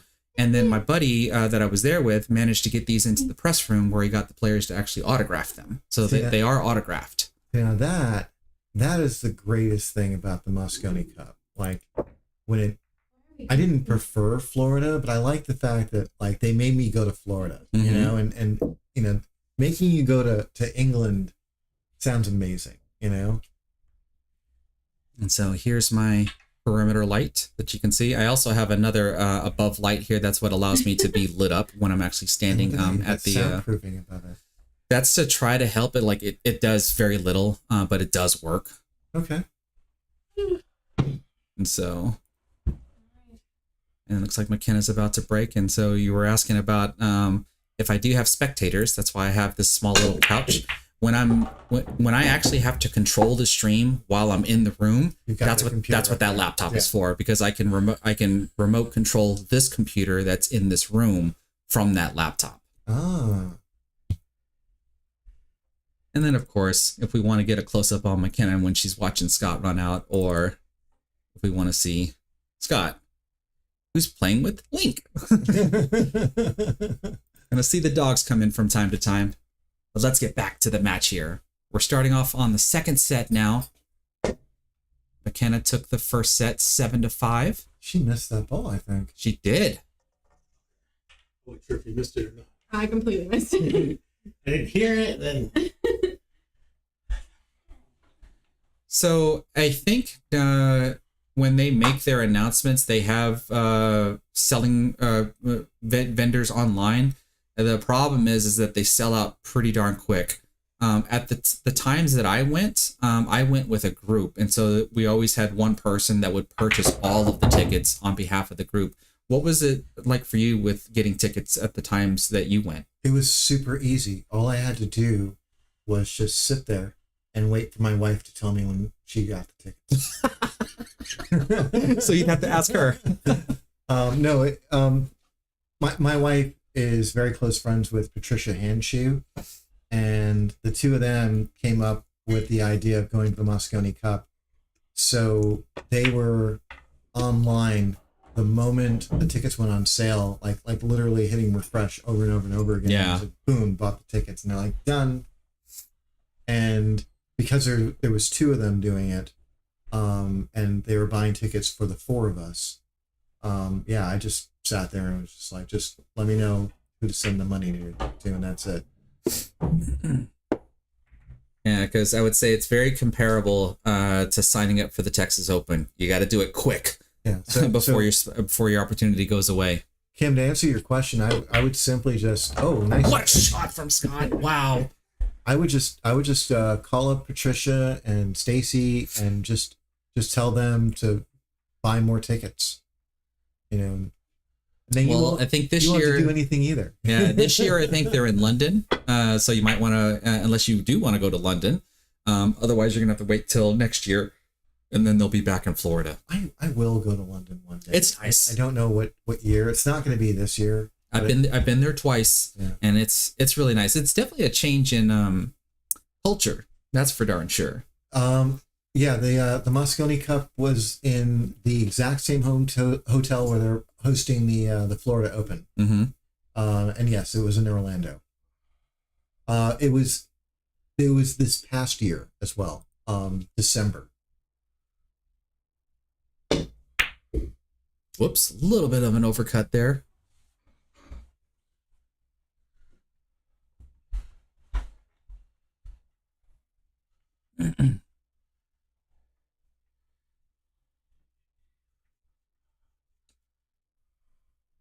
And Florida's okay. I mean,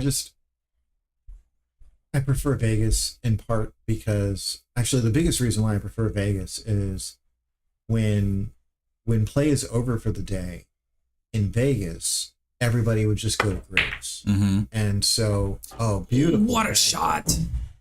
And so it was really cool because like I got to see some of my friends from New York and other people I know in the pool world because we all knew where to go. The Orlando location counters that by having a pop-up pool room essentially in the hotel. Mm-hmm. They bring in a couple of tables and they rent them out to the spectators. But it's nothing like Griff's, and it's like on a scale of like on a scale of 2 to 7. It's like a 4, compared to Griff's. It's just Griff's is a solid 7. So, Jay Groom, you're actually asking about the machine that I have. I have a diamond. It's the 16 ball diamond polisher because there's the 16 version and I think there's an 8 version. Like it does only half the amount. But when I got the table, I ordered the table with a diamond branded table cover with the diamond branded ball polisher.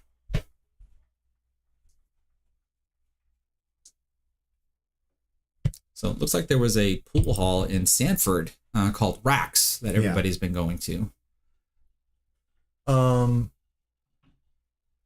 I think we're talking about something else because the tables that they had at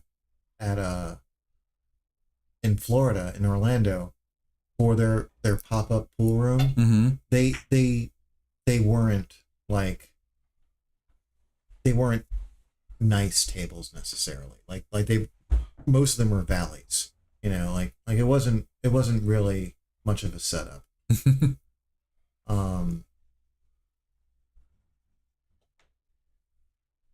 Yeah, and like I said, you go to Griff's and like you don't even feel like you have to play pool. You just want to be there just to hang out with everybody, you know, and everybody knew where everybody was going. And just the Orlando area in general doesn't have a whole lot of pool halls, and there was no single pool room that was attracting all the spectators.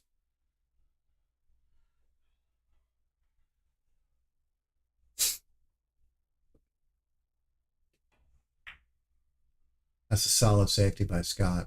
It's good to see that. It looks like they've you can tell the difference from when we started to how they look more relaxed. Yeah, now they really do. They looked very tense at the very beginning, but now it looks like they're starting to finally settle in. Now it looks like they're starting to get a little used to the table, so this is good.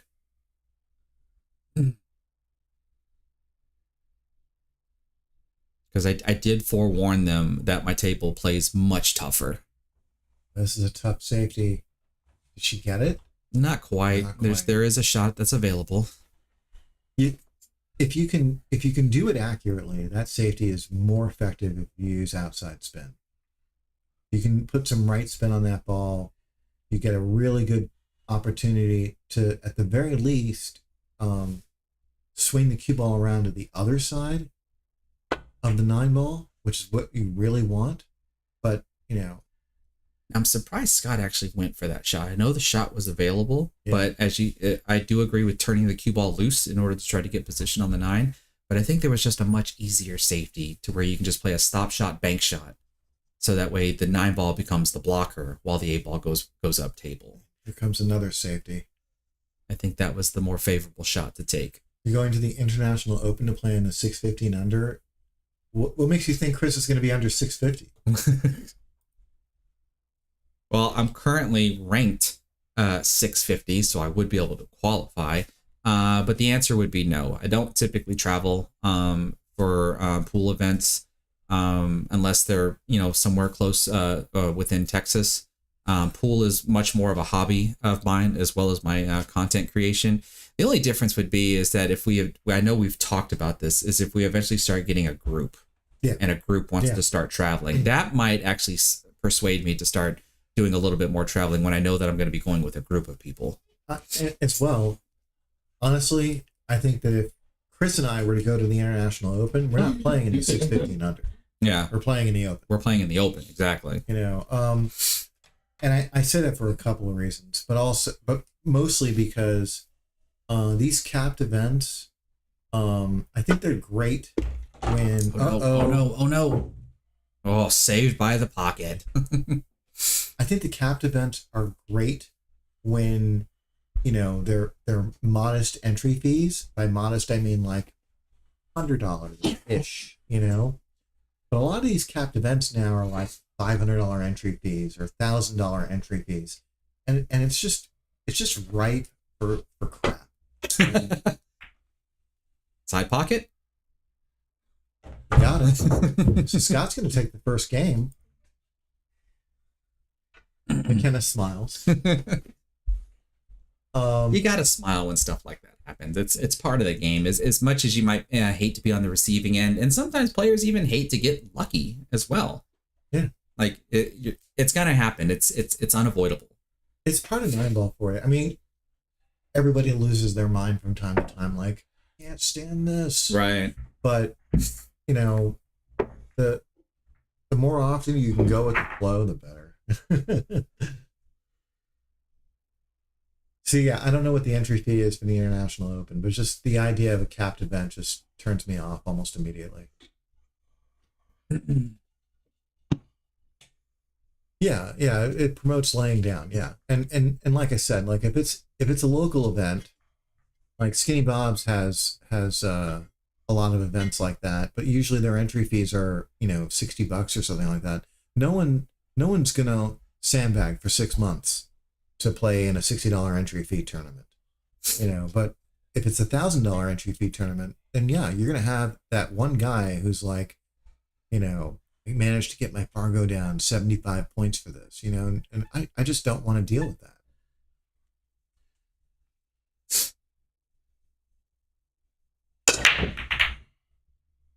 Not to mention the fact that, like, if you go to the International Open, it's in Virginia, right? So you got to fly to Virginia, you got to get a hotel, there's a lot of expenses. It's not just the entry fee. And that's the main deterrent that keeps me from traveling. Like, yeah. I don't want to have that type of an investment. I would not prefer to have that type of an investment to have an experience. Yeah. When I can wait for the Texas Open, which is in my own backyard, and play with professionals to have that same experience. Yeah. Kim says Fargo hasn't been good for the game. And I can appreciate what she's saying there. Mm-hmm. I think that there's a great there's a great space for Fargo, like when you're talking about leagues. I think Fargo can be awesome. When it comes to tournaments, I think it's not always used correctly, and we really need to do more. One of the ideas I've suggested, which I'm going to continue suggesting, is that we start to put real people behind these decisions. That way, like say, for example, here in Texas, we could have a committee of people from varying cities who would meet like once a month and review players that they think may not be rated correctly, and work directly with Mike Page on getting those adjustments in. As well, now that we have AI, we should be able to hunt out any sort of anomalies, anomalous behavior, nefarious behavior, and really start to hammer out, like, penalties for manipulating your Fargo rating. Okay, so Makenna gives it right back to Scott. She's like, take that. And we are all tied up 1-1.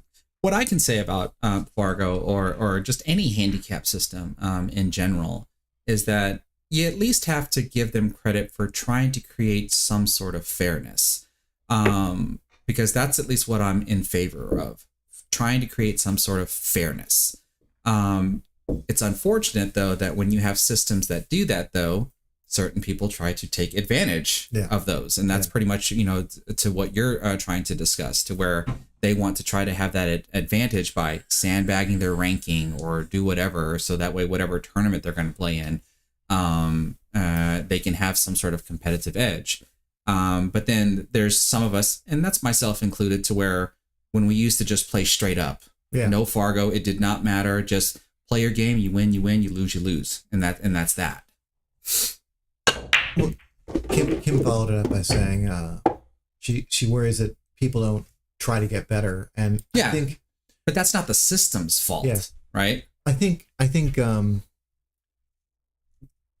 big negative in my head is, or from my perspective, from what I see, is if you're a 500 and you have to play a 550 or 600 in the tournament, then you see those numbers and you start to make a prediction. You say, "Oh, I'm going to lose." Mm-hmm. And 10 years ago, you wouldn't have that information, and you would just be like, "Oh, I'm playing Bob. I've never beaten Bob before, but I'm going to beat him today." Right. And there's a different sort of mindset. You're like, well, if he's not a professional pool player, then that means he's beatable. Right. And Fargo is, can possibly get in your head a little. That was a good attempt. That's what I think. So yeah, I think that it's an adjustment that we all are still kind of making. And I think it's incredibly useful for leagues. And I think it actually can serve as motivation for people like Makenna, who has explicitly said, she wants to get her Fargo rating up. Yep. So there are people like that. And, I'm certainly in that category. I was once a 700. I want to get back to 700, and whether my time being a 700 was legitimate or not, I still want to be there again. Right. So I think it's case by case, but I can certainly see Kim's point that there are people out there who are like, I'm a 498 and this is exactly the number I want for the rest of my life. Right. Let's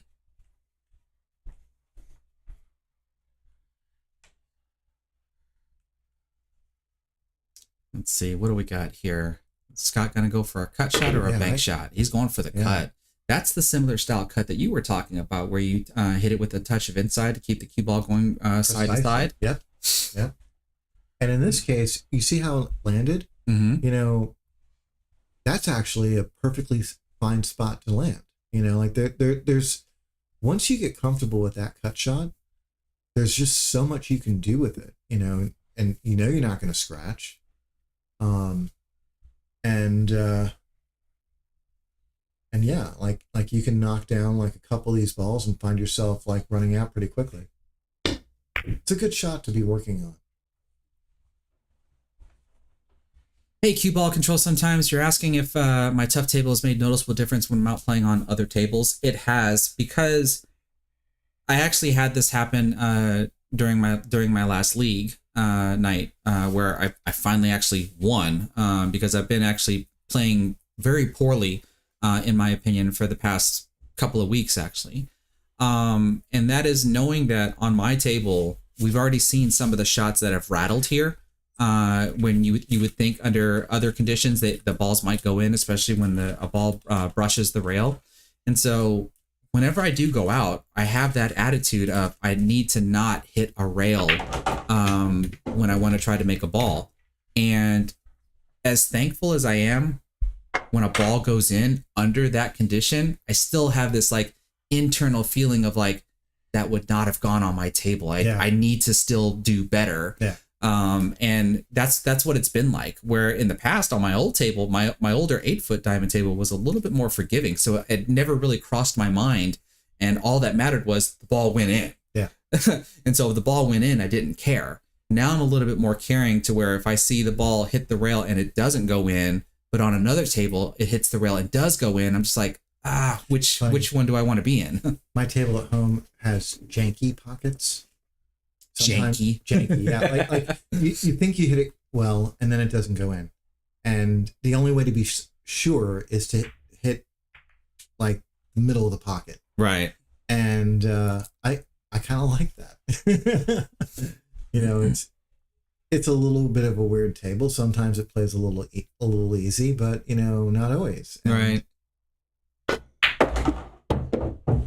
I think a pool table having character is a good thing.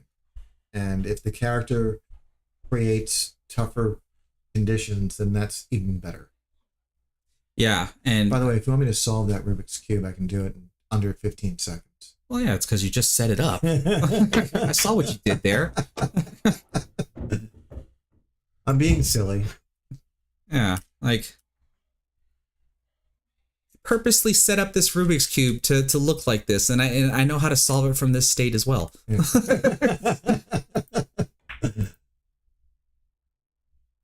Oh, that was a good attempt there. So he's going to lead Makenna a little bit of a tester here. You can go either way on this. You can go forward or back. I would prefer to go forward. I think I would prefer to go back. For me, just like the top spin is more controllable. The angle seems like a little too shallow to go forward, but that was still a valiant effort on that one there. And to me, like that's the danger of trying to come back. You're gonna deal with that issue. I mean,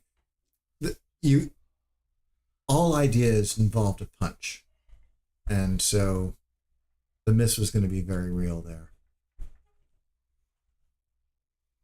What's going on, Bobby? Need some replay action? I do have that functionality. I just have never tried using it, so I'm just unfamiliar with how it works. But that's something I can definitely look into for next time. Scott here with the chance to take the lead. He's got it. Nicely done. So wait, which screen are you watching? Are you watching this one or that one? I only mess with this one when I want to draw. On it. I am okay. watching this one here. It's kind of amazing. There's 3 monitors here. They look like 24-inch monitors. They are.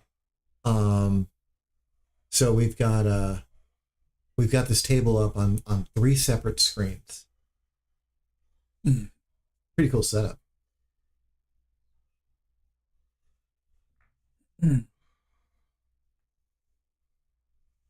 Tyler Steyer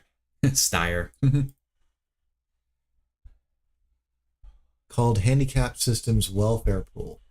Well, Tyler Steyer is a professional pool player who makes a living off of playing professional pool. What Tyler Steyer is forgetting is that he also makes a living off of pool rooms staying in business. And so it's really important that our industry, flourish, and handicap systems help build leagues. And those leagues can help keep pool rooms alive. That I do agree with. It is absolutely, positively imperative that we remember that fact.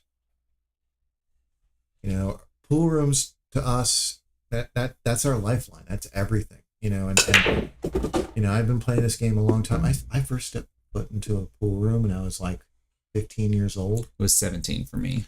That was 1986 for me. Oof. Yeah. And so I saw the color of money boom, and I saw all the pool halls open up, and then I saw them all close down. And I can't tell you how many pool rooms I've seen close over the years. It's literally countless.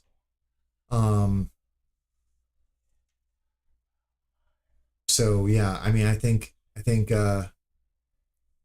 you may not like handicapping.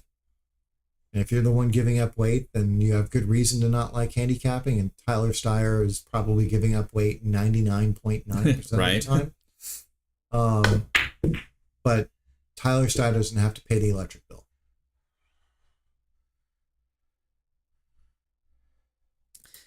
I got to tell you, folks, I love seeing how many logos we have tuning into the stream. John Palmer, how's it going, man? You're asking for the corner pocket size. These are standard Pro Cut pockets. So the corner pockets are 4.5 and the side pockets are 5 inches. 8. And then you're asking, Brian Lowe, you're asking what's my high run on my new table? Well, it's not very good. I have an undocumented 45, meaning that the camera was not running, which if there's no video of it, then what's the proof, right? I totally get that. But on camera, I do have a recording of a 42. I just never bothered publishing it yet because I am trying to accomplish my first 50 if I can ever get there. And it's been rough ever since I've been playing on this new table. It's also, it's not easy in a lot of ways. Straight pool, in my opinion, is meant to be played on bigger pocket, meant to be played on tables with bigger pockets. Yeah. And when you're playing straight pool on a diamond with 4.5-inch pockets, it really cuts down on, the shots that you see a lot of these pro players over the year, from yesteryear. Yesteryear. All those big runs that people talk about, those 200, 300, 400 ball runs, they were not done on a diamond. Right. I don't know what the high run on a diamond is, but it is nowhere close to the numbers that Jason Shaw has put up. I did hear, I think John Schmidt say on one of his streams that he's gotten like a 200 plus run on a diamond table. And he comments that run is more impressive than like a 300 run that he would have on a straight pool table. So Scott lucks in the 3 ball, but the pool gods giveth and the pool gods taketh away. And his cue ball caroms off the 3 and scratches in the corner pocket. And lucky for him, he doesn't leave Makenna much for the 9 ball just yet. She's going to have to position for that 4-9 combo or 5-9 combo right there. Makes me wonder if she's going to try maybe something like this. Set up for the 4-9 combo, or she just draws back. Or the 5-9 combo. So even I fell for it. Yeah. This is the 5 ball, everybody. So I would punch this. I'm inclined to use. Has 4 1/4 pockets. I'd almost be inclined to use the cue ball instead of trying to do the combo, but the combo works just as well. And with that, Makenna ties it up. That was easier than I thought it was. It looked like a much bigger angle. Yeah, that's why I was suggesting maybe using the cue ball to make the 9 ball. Yeah, so you're fooled by the camera angle too, and you set this camera angle up. You know, it's the reason why it's fooling me, probably Chris too, is that 9 times out of 10 when we're watching pool on TV, the camera is further back and higher up. Yeah, and when it's further back and higher up, the vanishing point is less dramatic. Yep. So you see how like the foot rail where Makenna's racking from, you see that how that's taking up like 75% of the screen's width, and then you go to the other end of the table, the head rail, and how that's only taking up like 33. About, a third of the width of the screen. When you're watching pool on TV, when you have the camera set further back, about equal almost. It can be. It can very well be, and it can look a little distorted sometimes too.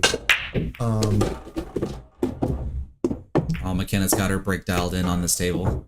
So yeah, what ends up happening is the more and more you watch pool from a particular vantage point, the more your brain starts to adjust for that, and you start to pick up on how steep these cuts are. And I'm just gonna have to watch this like for like a few more hours before you get used to it. Smaller pockets need more focus sometimes, and sometimes it's also going to compromise your decisions. Yep. And when it comes to straight pool, that's oftentimes what's happening. You know, you can't play certain shots when you have small pockets.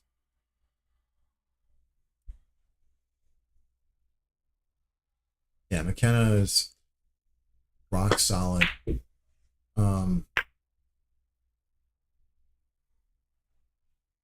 I honestly think that if she keeps at this game, if she keeps playing the way she is, 600 is going to be in her very near future. And once you start to approach 650, you're looking at the Pro Tour, quite possibly. A little bit of an overcut there. Yeah, I want to say Makenna breaks in the high teens. Probably like 18 to 20 miles per hour. That's what I'm thinking. And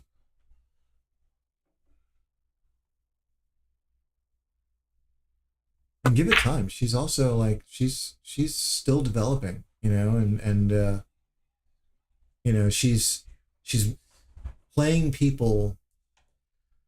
She's hanging out with people and playing people in the pool room who all possess really, developed skills. Noah Contreras has a phenomenal break, and he's in the mid to high 20s with his break. And he weighs a buck and change. Probably can't lift more than a 10-pound weight, but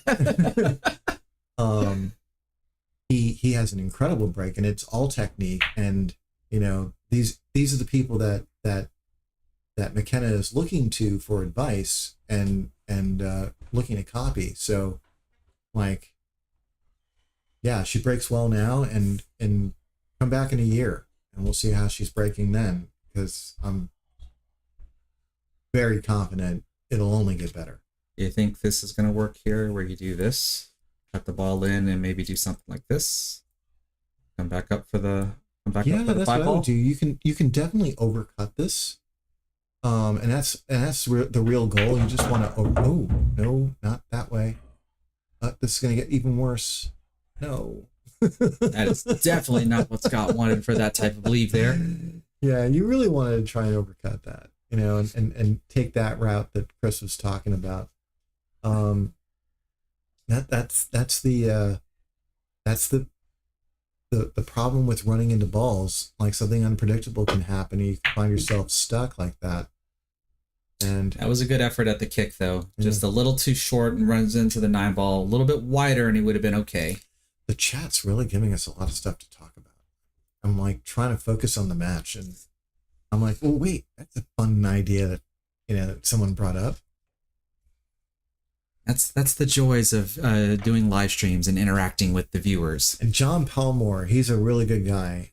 He's one of the guys who has a long history with Skinny Bobs. He's been one of the organizers for the Texas Open over the years. And he's also that's right. I forgot about that. Yeah. So this time of year is very special to John, and we hold him in high regard, here in Central Texas.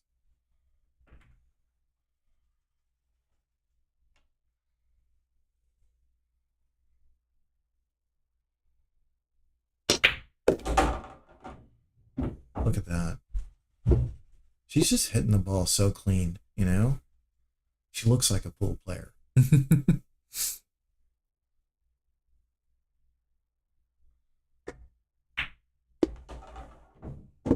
I would have just hated for her to miss that 9-ball after you said that. So, I'm from New York, as you know, and I'm also a baseball fan. And when I was growing up, my favorite baseball player was Don Mattingly.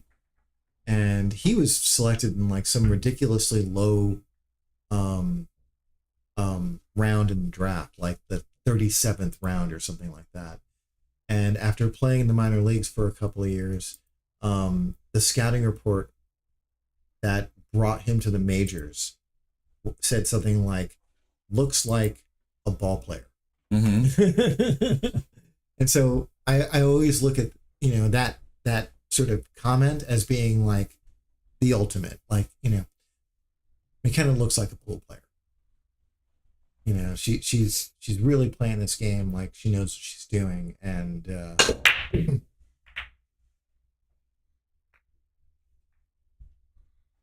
think this is our third or fourth dry break that we've seen. And at the same time, we keep talking about Makenna because of the fact that she hasn't been playing this game for very long. And we haven't said the same things about Scott. Scott, actually, he shows up to our clinic. Do you want to give a plug for that? Yeah. We'll get to that in a moment. But yeah, he shows up to our clinic, and he is really like consistently the best player that shows up for our clinic. Oh yeah. And I love the fact that Scott has maintained an open mind. He's always looking to improve. Like, we could be like talking about, oh yeah, we're going to talk about draw shots today. And Scott knows how to draw. And he's like, and he's looking at it like, this is an opportunity for me to get better at draw. Yeah. And he's like a sponge, he's constantly learning, and he's constantly like looking for new information. How tight are your pockets? I mean, it depends on how much money I have. You know what Willie Mosconi said about tight pockets? It's like, if the pockets aren't tight enough, then you're not betting enough. So Jay Groom, these are standard pro cut pockets. The corners are 4.5 inches and the side pockets are 5 inches. And if that's not small enough for you, then just bet more. That'll tighten them up. Did she see this? I think she can.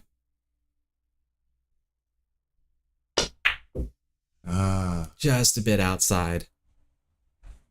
So believe it or not, these two do have a little bit of history, though, because they've played each other a number of times at Skinny Bob's, and it looks like Makenna might be getting a little bit of revenge based on their numbers, because it looks like as many times as they've matched up, Scott has actually had the advantage. Yeah. Just Makenna looking at probably keeps a list at home of all the people that she needs to beat. It's like, okay, this person's beating me every time. Get better. I need to beat them. Cross them off the list.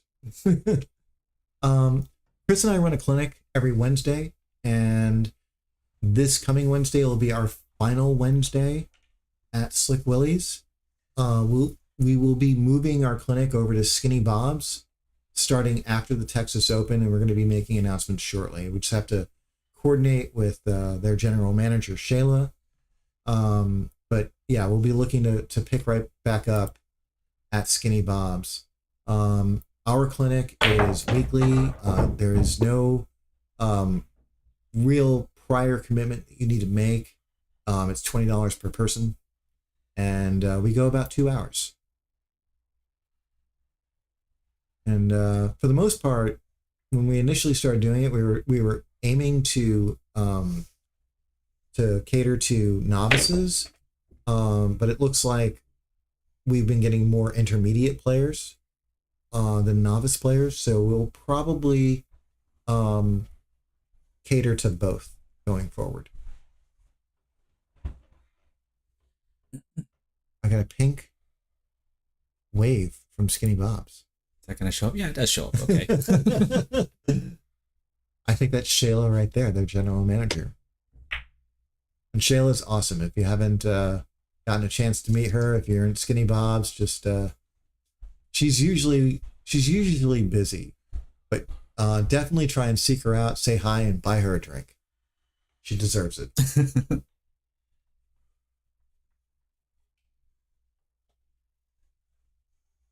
Let's see. Looks like Scott's going to try to draw back for position on this purple 5-ball. Not an easy shot. Is he going to get a good little bump? Friendly bump on the 9. This works out. Okay, so I'm thinking, well, see, I do not want to play the combination. I'll tell you why. I don't like the idea of trying to hold the 6-ball for shape. Yeah.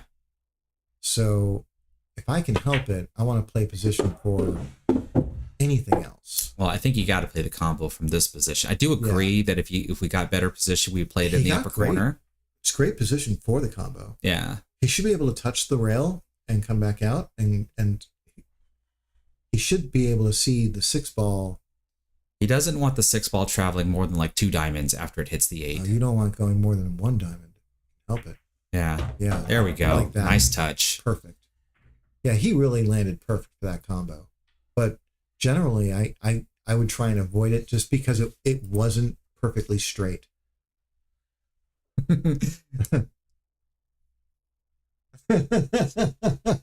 we have a drink of preference here. Jameson orange.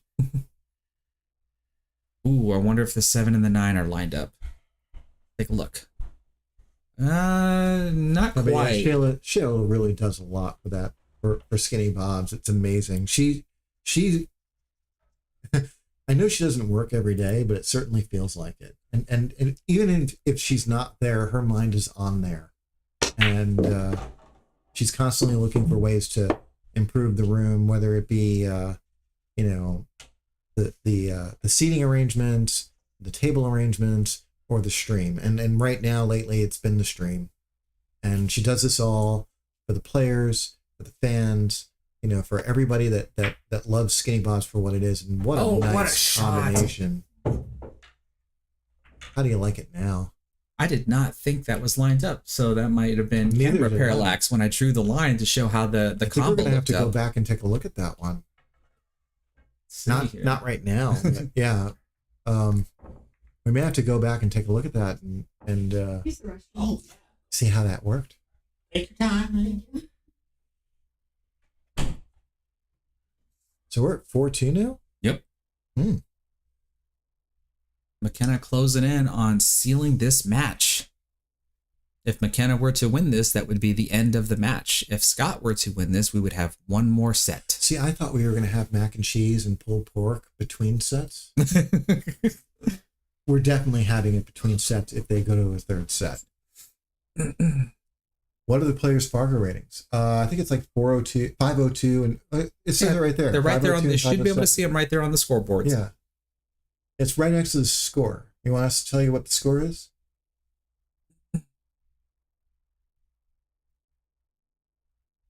Makenna is when I last looked up was a 502, and Scott is a 507.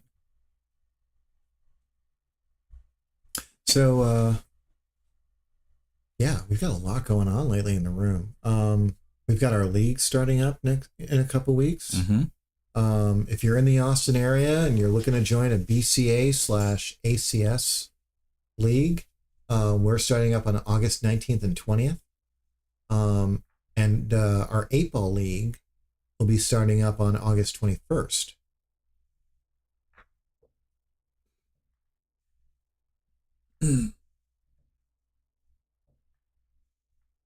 I like how Makenna is the no gambling allowed. I know.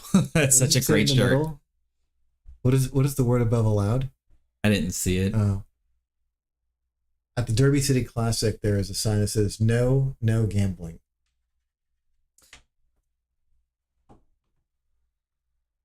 So I put the asterisk next to hers, Makenna's name, because she won the first set. So it's just basically a visual indicator to know what the overall score is. And probably because she was using steroids. Oh, yeah. I'm joking. That's a baseball joke. Oh, yeah. Cheap? I think that's the word that's on her shirt. Oh. No cheap gambling allowed.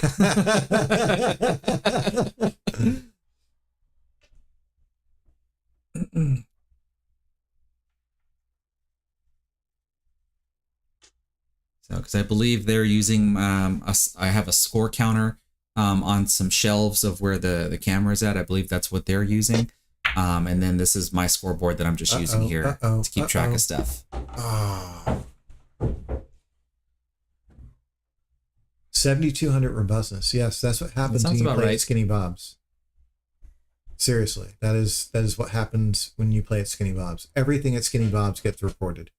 You play in the tournaments, reported. You play in the leagues, reported.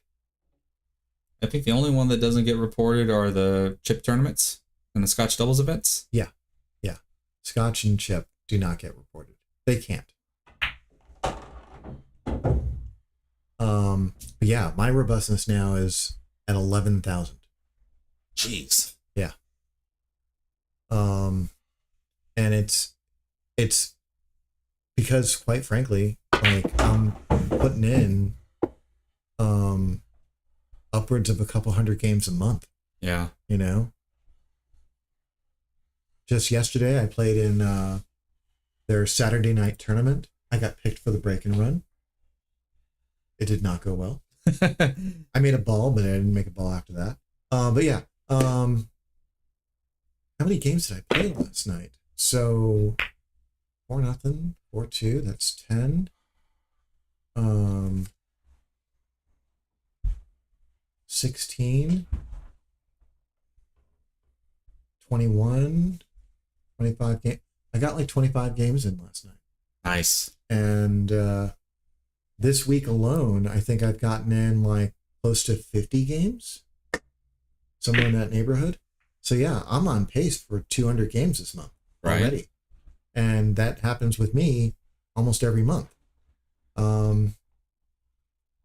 So you do that over the course of a year, 200 times 12, that's 2,400.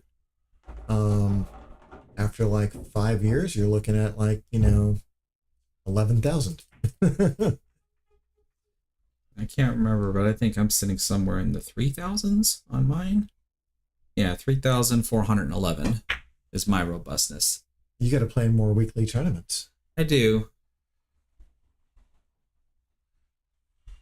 I keep on wanting to. But at least on Fridays, like after I get off of work, I'm just too exhausted to want to go out anywhere. Oh, so Skinny Bob's has made the distinction. If it's a singles chip tournament, it does get reported. Got it. Yeah. Yeah, robustness is the number of games you've played. Yeah, so if last night I beat my first opponent 4-0, I would get credited for 4 robustness. That I never knew. Yeah. I thought it was by match. Like you would have a 1 robustness from that match. Yeah, no. So I did not know that it's by the game. Okay. Yeah. Makenna's looking to swerve, I think. Doesn't have to swerve much. Yeah. Good shot. Really well done. Now it looks like she's going to be a little treetop. She should be able to move her cue ball a little bit on this, but you might want to avoid using any side spin if you can help it. Yeah, especially when you're elevated like this. You don't want to accidentally masse the cue ball. Uh-oh. Unfortunate scratch there. This gives Scott an opportunity to come within one of Makenna. See what he decides to do here. He's going to try to roll forward for the 8-ball into the left side. All ball fouls. No, we're playing cue ball fouls. So cue ball fouls only. The official cue ball fouls only rule. So they're allowed to move one ball, and that one ball cannot have impacted the outcome of the shot. Yeah, so if during a shot, if they accidentally move a ball and the cue ball comes in contact with that accidental move ball, that would be a foul. So I really like how Scott played this. He just played it a little bit on the soft side, but that's okay. You should be able to just roll this in. Yeah, Scott just needs to bear down and make this one. Yep. There's no risk of scratching here. Oh, he drilled it in. That's how you typically shoot your 9 balls. Golly. You guys kill me with the way, like you say, because he should have just rolled it in. Nice solution. No, just fire it in. Like he's trying to put his cue ball in the breaking position for the next rack. I do like punching those balls in. I have my reasons. You develop skills like that playing in bad pool rooms. Mm-hmm. You know, and especially during my salad days, I spent a lot of times playing in bars and in pool rooms that were less than ideal. So when you had a shot like that, you would figure out a path that was safe, that, you know, there was no scratches or anything, and then you would just take that path every single time. Right. I used to play in a pool room where it was $2 an hour per player, and this was like at a time when this wasn't like so long ago that it was like that it made sense. $2 an hour per person was really, really cheap. In the pool hall I grew up in, it was 6 cents a minute or $3.60 an hour. Okay, yeah. Yeah. And they did not keep the equipment well at all. Like, there were dead rails, the cloth was like 5 years old, and everybody was gambling all the time because it was 24/7. Right. And so like you eventually start to learn how to play effectively on those tables. Actually, I got my first 5-pack playing on those tables. Oh, wow. Nice.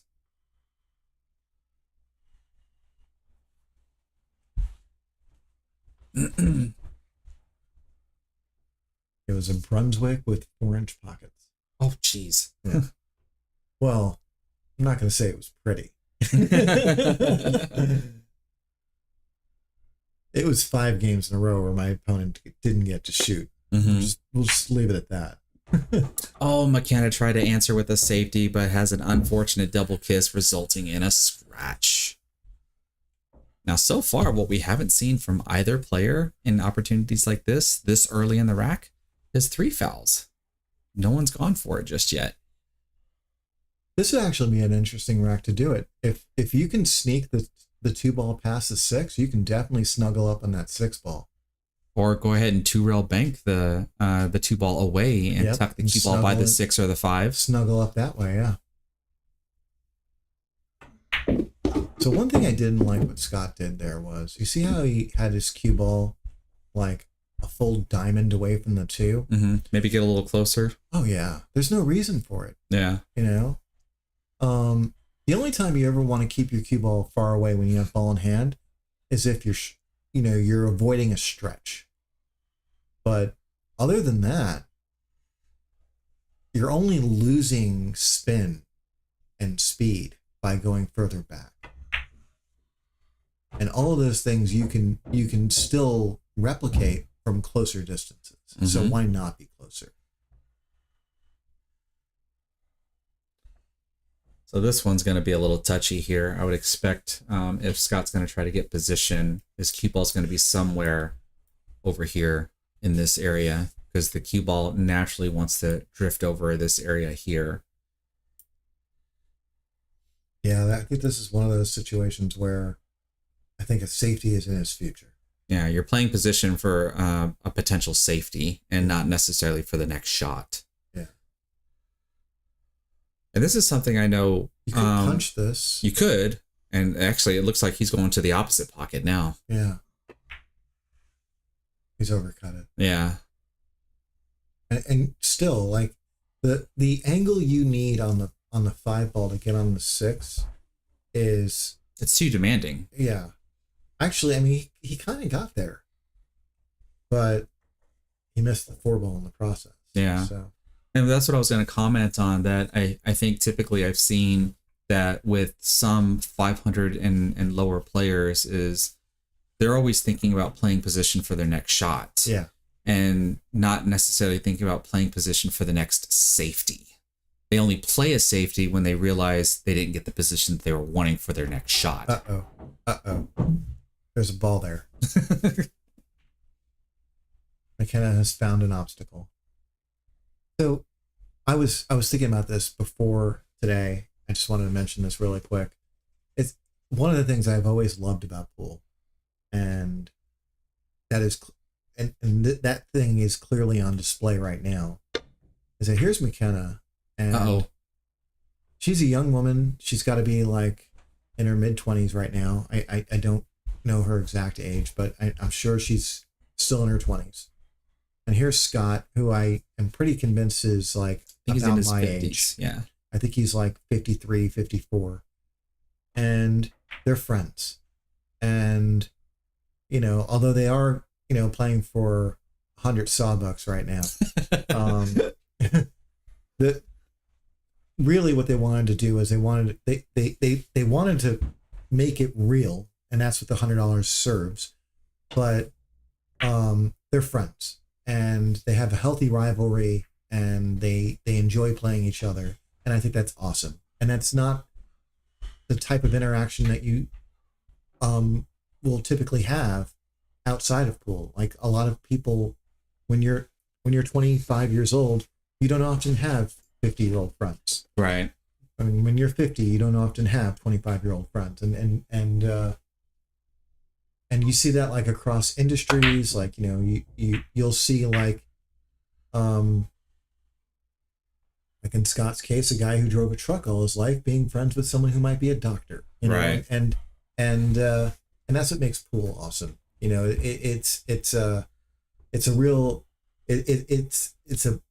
really beautiful slice of society, and you know, we get to hang out with each other kind of like relatives, like we're all one big family. I always appreciated the basically like a pool player is a jack of all trades. Yeah. Like I'm an IT guy. I know pool players that are electricians. I know pool players that are HVACs. I know pool players that are construction workers, truck drivers. Like there's a pool player is just a jack of all trades. Yeah.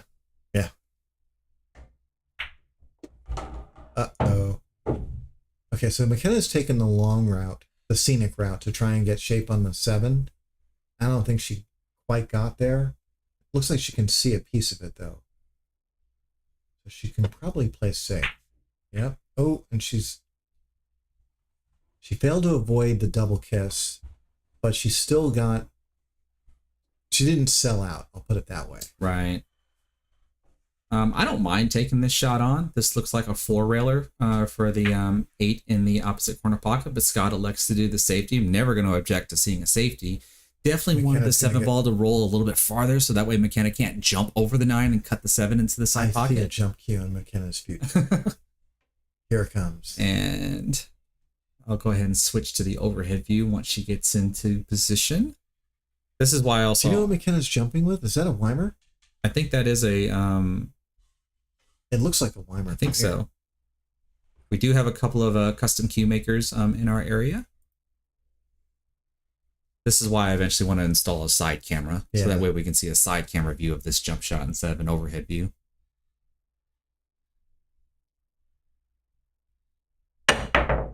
Oh, Swing and a miss. did she miss it wide or did she go over it? I think she missed it wide.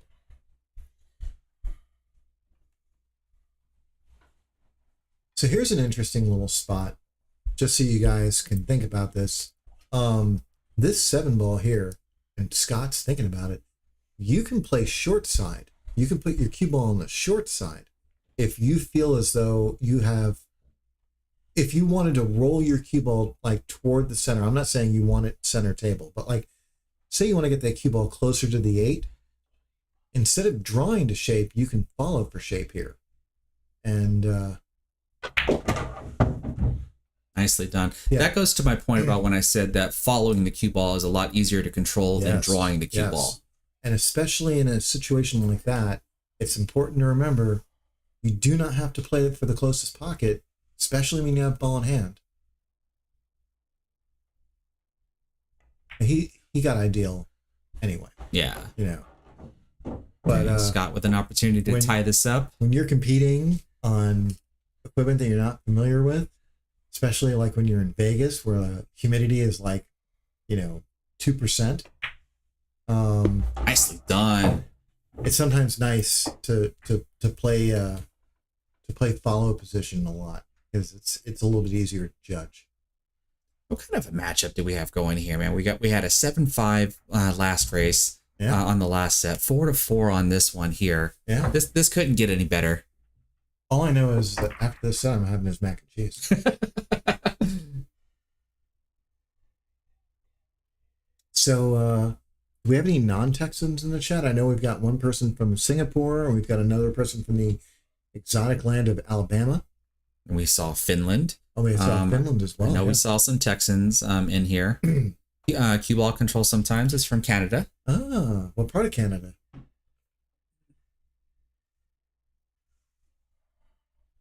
So if you I did see Tony Robles pop in, who's in Florida. Tony's awesome. If you guys don't know who Tony Robles is, I strongly recommend you taking a look. He is Silent assassin. he's a former touring professional, and he is, in my opinion, like one of the greatest pool players in the world still. He may not have very many recent accolades to his name, but he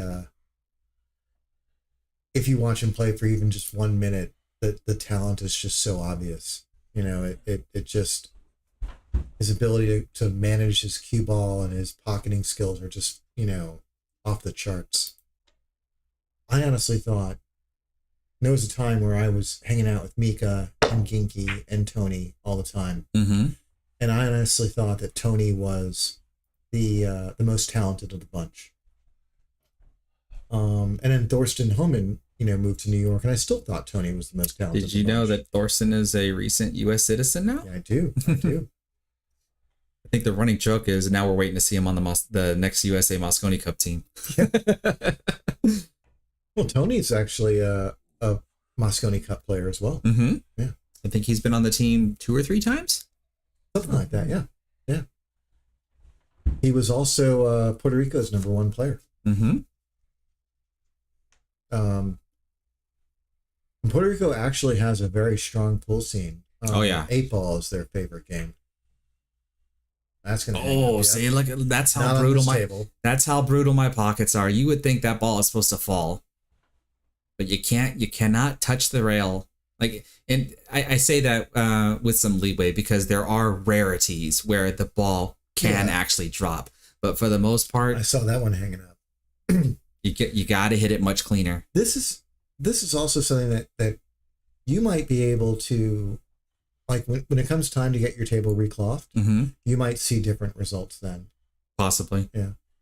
This so this is actually already the second cloth that's been on this table. Yeah, but Diamond did both, right? Hmm? Diamond Billiards did both. No, so the original installers put their cloth on it, but then once I played on it and the table started settling and I started noticing some defective rolls Yeah. on the table, And so I had a local come out and check it out. And when he, Ooh, that was a weird one. Did you see that? I know the cue ball followed in after it. Yeah, he caromed off a 7. That was weird. I didn't Because the expect cue ball's that. waxed. I'm just kidding. But when the text came out, they took the cloth off and asked if they wanted. They asked me if they wanted to put the cloth back down once they fix all the defects. Well, I said sure, but the problem is if you see on my table, I've got lines and stuff drawn. So it's like, can you restretch the cloth to where the lines are going to be where they originally were? The answer is no, because like it would be super tough. So I said, well, let's just buy some new cloth and we'll just start back over. So as far as I know, all the defects on the table are clean now. And so this, like I said, this is the second cloth that's been on the table. So it won't be for another 6 to 12 months before I have it reclothed again. I kind of hit that 3-ball perfect. I don't think she wanted this angle here. Yeah. That looks a little Let's flat. take a look at that overhead. Yeah. Yeah, that You can is two flat. rail this, but it's still a little too flat. You may have to draw here with a like a left draw. Oh crap! How did she hit that? Wow. She didn't have to use any draw. I mean, any left. Any spin. Any left. Yeah. That was kind of perfect, if you like perfect. So she's back in line. So the real trick is going to be the 7 to the 8. And so how she shoots this is going to determine whether or not she gets out. I think we all know where this is leading now. I'm just gonna try something right after she shoots this. What a hit! It's a great hit. I really would have liked to have seen her get on that 7 ball. How do we think of this? Oh, this is nice. This is really nice. I like this. Yeah. What do you guys think of this? What APA ranking does Fargo 500 equate to? That is a wide range. If we're talking about 8-ball, for example, where the rankings go from 2 to 5 7, or 6. I would say pretty close to like 5 or 6, and sometimes even 7. 500 player. I've seen 500 players end up being 7s as well. My wife is also about a 500 Fargo, and she's a 6-7 in the APA. Mm-hmm. Oh, he hit the backside of the 8-ball. I say about 500 because her Fargo rating has been dormant for the last 3 years. So she's only at 450 right now. But honestly, that should be that. It's just wrong. It's just 3 years old. Mm-hmm.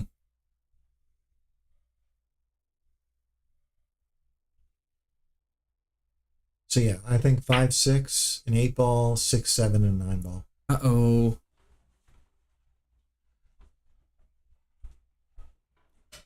So I think I really like cutting this into the side pocket and just let the cue ball go to the foot rail and come back out.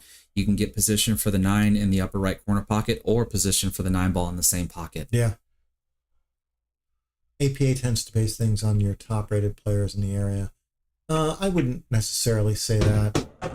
They have a formula, and that formula Ooh, this is a little too close for comfort. has mostly to do with how a person performs in the table regardless of opponent. The big problem, I think, with APA is that they have a very low ceiling. And, a 6 or a 7 in the APA has a pretty broad range, as Chris was saying.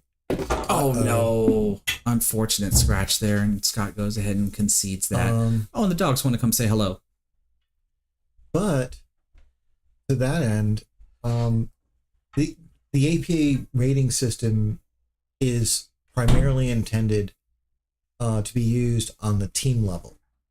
The fairness is seen between two teams.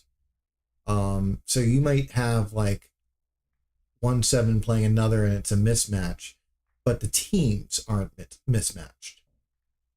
And that's how the APA remains so effective as a rating system. I'm not in love with it, but it works. Yeah, balls per inning is the APA system. That's exactly right. Yeah. So it's less to do with how strong your area is. Although there are some influences from one region to another. Certain league operators might allow someone like Justin Espinoza to play, whereas others won't. Yep. And that can influence things a little bit. But for the most part, I think most players over 700 usually end up being asked to leave. There's still a few, because I've seen course. it in some of the APA national events where there'd be a 700 player playing in like a singles event or something. Yeah. Oh yeah. The last time I went out there for singles was in I think it was 2019, and I ended up taking 17th place as a skill level 9, and along the way I had to play at least 3 people over 700. Right. One of them was like a 745.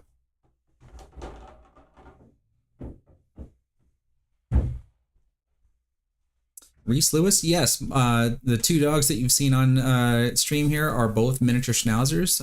There's an older brother and a younger sister because they come from the same parents, just different litters. Makenna there with a tough miss there on the 2-ball. Or really creative safety, whichever way you want to look at it. Yeah. And there is also a cat, but the cat hasn't graced us with his presence just yet. Tango Bravo Zulu, what's going on, man? You're wanting to know what cameras I have here. Well, the main camera that we're looking at right now is a Fomako. I believe that's how you pronounce it. Fomako. It is a Ethernet based PTZ camera. So that way it can actually draw power from the network switch that I have here in my office, and I don't actually have to have an electrical outlet next to the camera. And so when I do want to add more cameras, I'm going to be getting more of those. Does it draw power from the Ethernet cable? Yeah, because you have to have a power over Ethernet switch. And so the switch is actually providing power to the camera. I never knew that. Mm-hmm. And but my overhead view that I'll go ahead and switch here, because typically in your standard homes, the ceilings are only 8 feet tall or 8 feet high. And I had to find a camera that had a wide enough field of view in order to be able to capture this. And so a PTZ camera just doesn't do it because PTZ cameras are quite big. Yeah. So even if I were to put one up there, the field of view just would not be wide enough to capture the entire table. So this one here is actually a web camera. It's a USB Nexigo, Nexigo. And it has a 120 degree field of view, and that's how we're able to capture the entire table. Question: when is the next Turning Stone Classic tournament? I can answer that one. Mike Zuglin, he runs the Turning Stone Classic. It's part of the Joss Tour series. They used to have 2 Turning Stone Classic events per year. There would be one during Labor Day weekend, and one at the start of the year in January. Yeah. The Labor Day weekend one is no longer. So it is no longer a biannual event. It is now only once a year. And it'll be, I think, the first week of January again, which is a great time of year to be visiting Ithaca, New York. Not the last time, but the time before I was there, I think it was -6 degrees. Oh, geez. So if you're from the Texas area and you plan on visiting Turning Stone, you might want to start looking at winter wear right now, because you probably don't have enough in your closet. If, on the other hand, you're from Finland, you'll probably think it's balmy.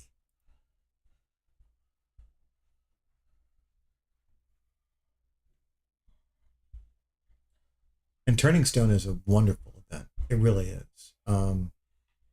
It's held at the Turning Stone Casino, and they have 16 tables inside of an arena that's large enough to have sporting what a events, shot from Scott. like basketball. They have bleacher seating on both sides, and it's free for spectators, and they can sit basically next to any table they want. So if there's ever an event that you would be, if there's ever, out of all the events to travel to, I would say Turning Stone is probably like a top 3 or top 4. Mm-hmm. Yeah, I was wondering if that 5-9 was actually on, but once the 8-ball moved to the location it was at, I think it actually blocked the possible 5-9 combo. Here comes Makenna, and she's got an interesting situation here. I see It's a thin cut, so I would think I would see something that would look something like this. I might use outside and try and run into the 6. You would try to run into it because I think just naturally rolling as thin as this is, not that thin though. Yeah. Okay, well, Scott is going to have a shot in the corner pocket, and I think he can draw back and see if he can get underneath the 6. Possibly play the 6 in the same pocket or the side pocket. Whoops, a little too flat. He's not going to leave Makenna much here. Fortunately, there with the 6-ball being a small blocker. I think it blocks just enough to keep Makenna from playing safe behind the 9. But I'm sure she's going to try for that anyway. That's what she tried. Yeah. There just wasn't enough ball to hit. You need like a little more than half the ball at the very least if you want anything good to happen. Otherwise, when you're hitting less than half the ball, the cue ball is going to retain most of the energy. And in a safety like that, you want the object ball to have most of the energy.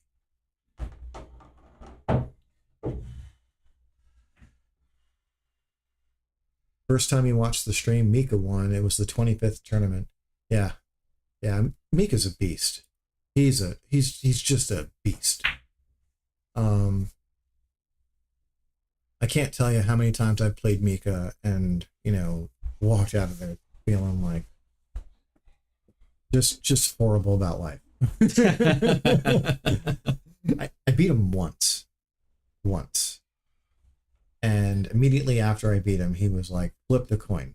I did, and I really regret it. I lost 9-0. She's that good, huh? Yeah. Oh yeah. I mean, when he gets going, there are very, very few people in the world that pocket as well as he does. Like on a scale of 1 to 10, Mika's a 10. And there aren't, in my opinion, very many 10s out there in the world. Like I think of Jason Shaw as a 10. I think of John Schmidt as a 10 for pocketing. Josh Filler and Fedor Gorst both are 10s. Really? I'd put them at 11. And after that, it just drops. There aren't very many people that pocket as well as those guys do. All right, with that missed bank shot, Scott now has an opportunity to tie this up. The whooping Pia gave him. Was it in pool or?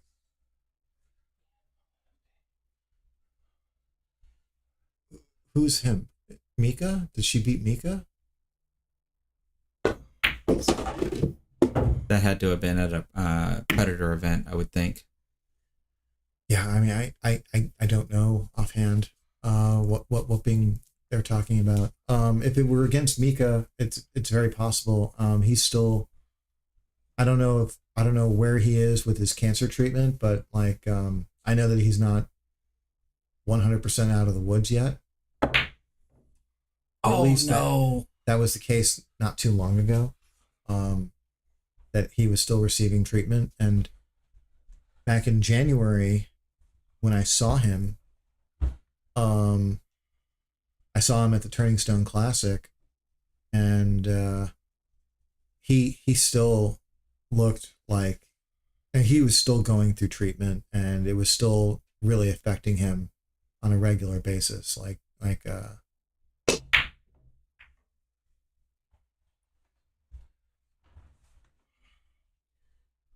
Well, this is turning into an interesting 3-ball sequence.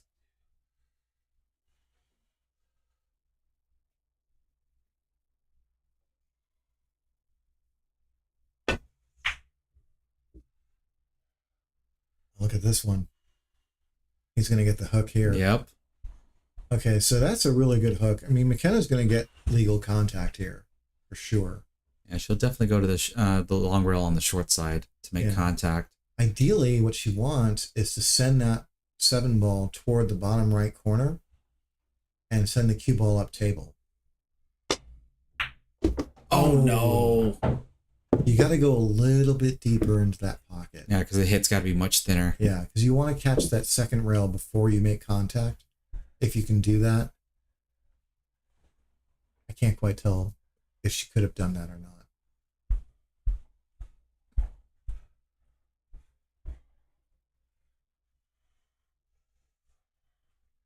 Oh yeah, so I think they were talking about Pia versus Miko.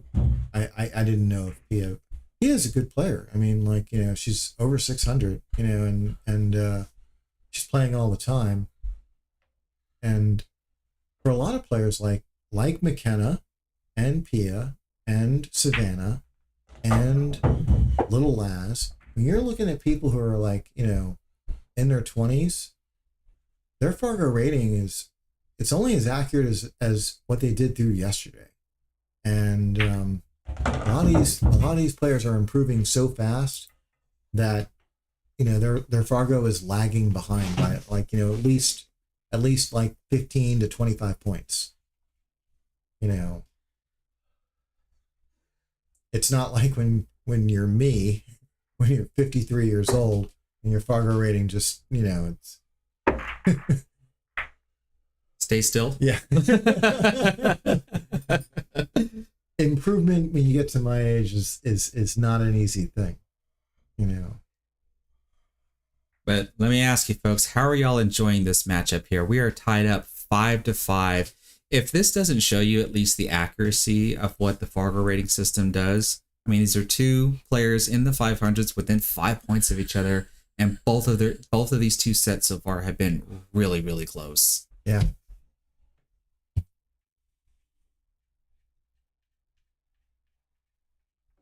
Okay, so Scott's got headphones on. That was recommended so they can't hear our he's commentary. got one headphone on. You think he's listening to the stream? That's possible. But I doubt it. Like I said, until I figure out how to better soundproof the walls between the rooms here. I really like Scott. He's a really sweet guy. Oh, we've got the first cue ball come off the table from the break.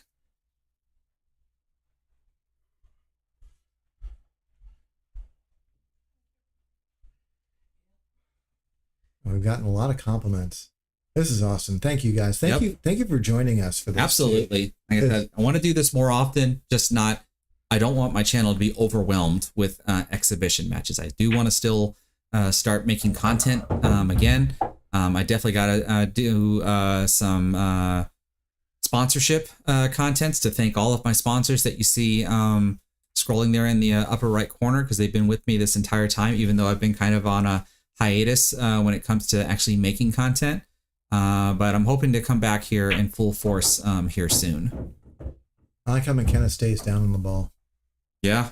You know, the focus is definitely there. Someone mentioned something about her mechanics before, and they're right. You know, like she really does get down on the ball well.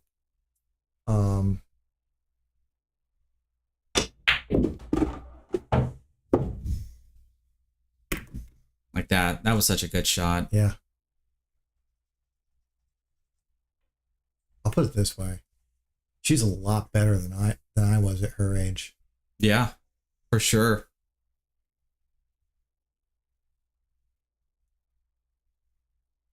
Is she going to do one rail or two rails? I would try and keep it to one rail and just use some inside spin. Yep, just the one railer. She didn't even need the inside spin. This is a little flatter than I think she would have wanted. A little bit more of a thinner angle, I think, would have been preferable. Forward here with like inside. Top inside for maybe a 3-railer. Yeah. So I like. Or you can just one rail it the correct way and just tell Jude to shut up. She's got potential. Yeah. Yeah. Definitely has potential. Let's watch that 9-ball. Good bump. It's going to be a bit of a stretch for her. And these are tough positions here because like you can really risk this shot with a lot of inside spin if you want to try to hold the cue ball, which is super risky because otherwise you have to turn your cue ball loose and just let it go down and back up. I think you try and make both balls in the same pocket. That's what I think. Oh, she's we're playing going for a safety. Nothing wrong with that. Okay. I didn't like how quickly she shot that, and I didn't like how she didn't get the cue ball behind the 9, but I loved the idea. Yes, absolutely. Like, that was a phenomenal idea. If she had hooked him, that would have been a brilliant shot. Yep. And it just goes to show you, because like I don't typically see players of this caliber that think like that. Like the shot was there. Oh, look at this. Oh, wow. And she decided to play a safety instead of taking on the shot. Yeah.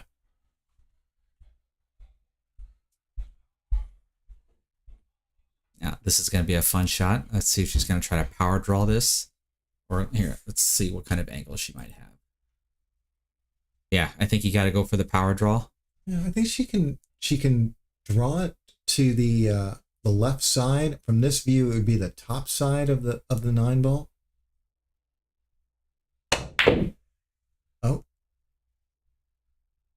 Oh no. This Don't you unfortunately hate it when that happens? Yeah. Dresses up nicely for Scott here. So much. You know, you miss, and then you miss a tough shot with a tough stroke, and then you leave someone with an easy shot, an easy position. And see, even my dog Tetra is feeling sorry for her, saying it's okay. There's still plenty more 9-ball to be played here.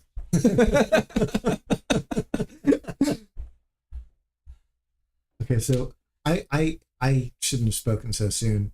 The position wasn't that straightforward, and Scott has left himself a little bit of a cut. Well done. Well done. So, and this time, Scott is hill. first to get to the hill. What a matchup here.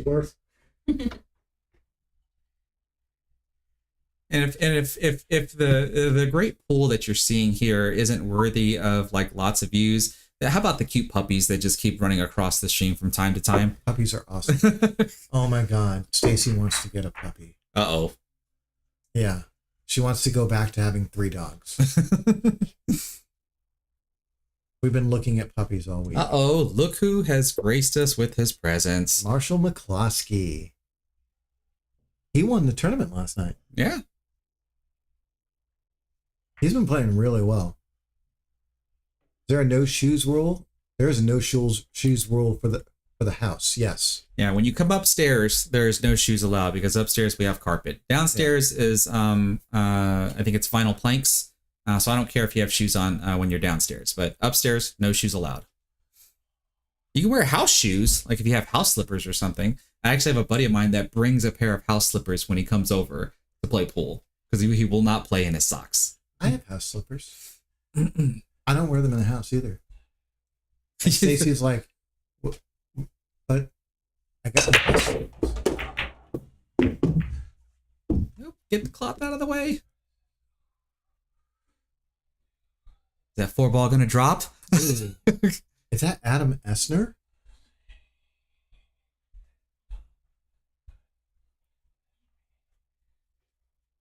Adam greater than Marshall. Like I said, I'm loving to see how many locals are tuning in to watch this. Really do appreciate it. No shoes is the spot.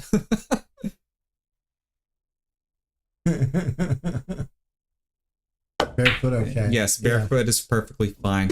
Yeah. What a fluke. This fluke could actually turn into a break and run, though, with the way this layout is looking. Yug? Oh, yeah.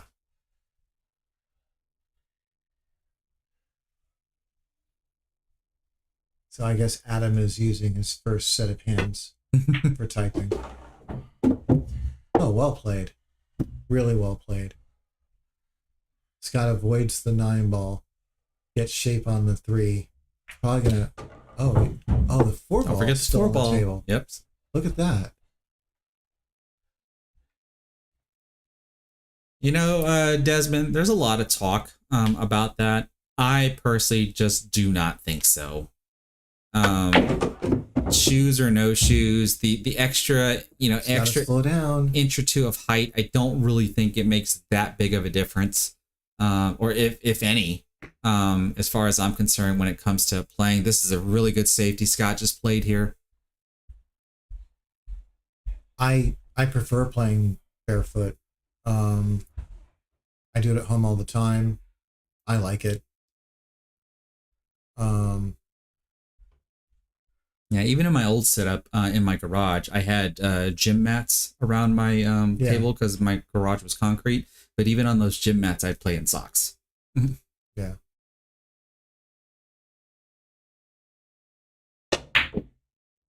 Oh, she could see the ball. I thought Scott actually got the safety there. That's my refrigerator. Oh. This is a great setup.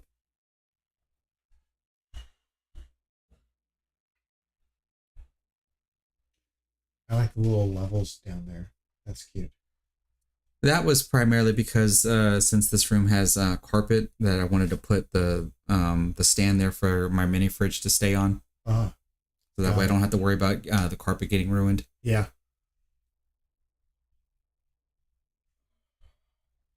Oh, we got some hesitation. What are we seeing here? We should be going to the corner, right? I would think so. But Scott wants to go to the side. All right. Yeah. This is a decent angle where you can just have the cue ball go from one side to the other. I would probably prefer to stay above the side pockets and not try to come below to get closer to the 7. I agree with you. I would just cut across. You want to go a little bit past center.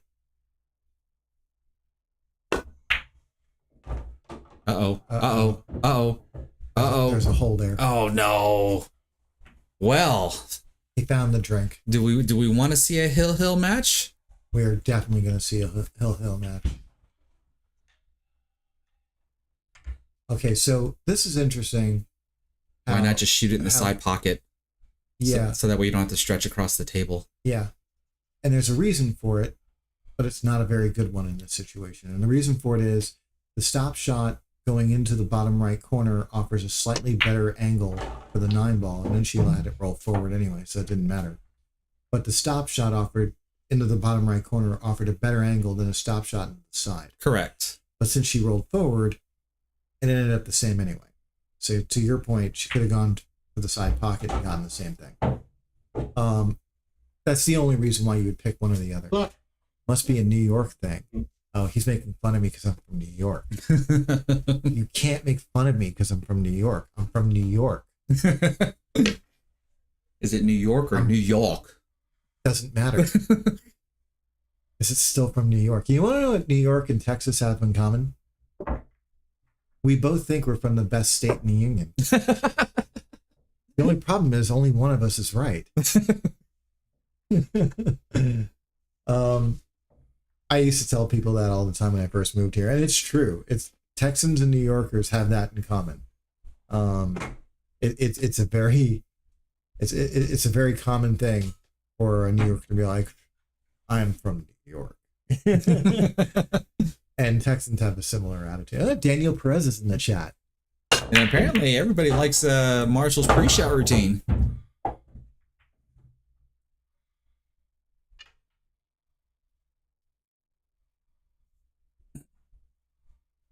No, but I will say this. I love living here.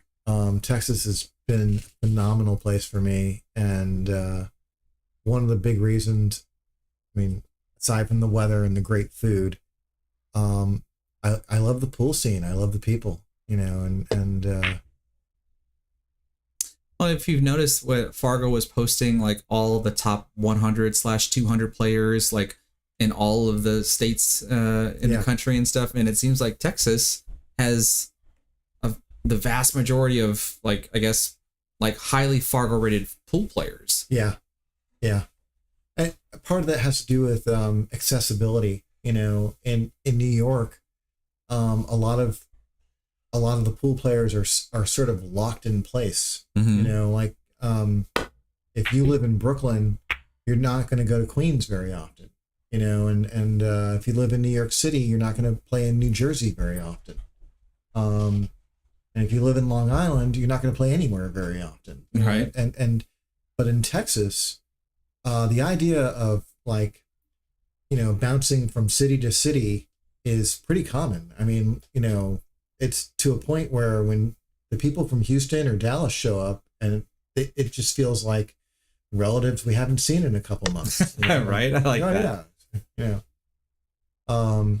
And generally because of that, because of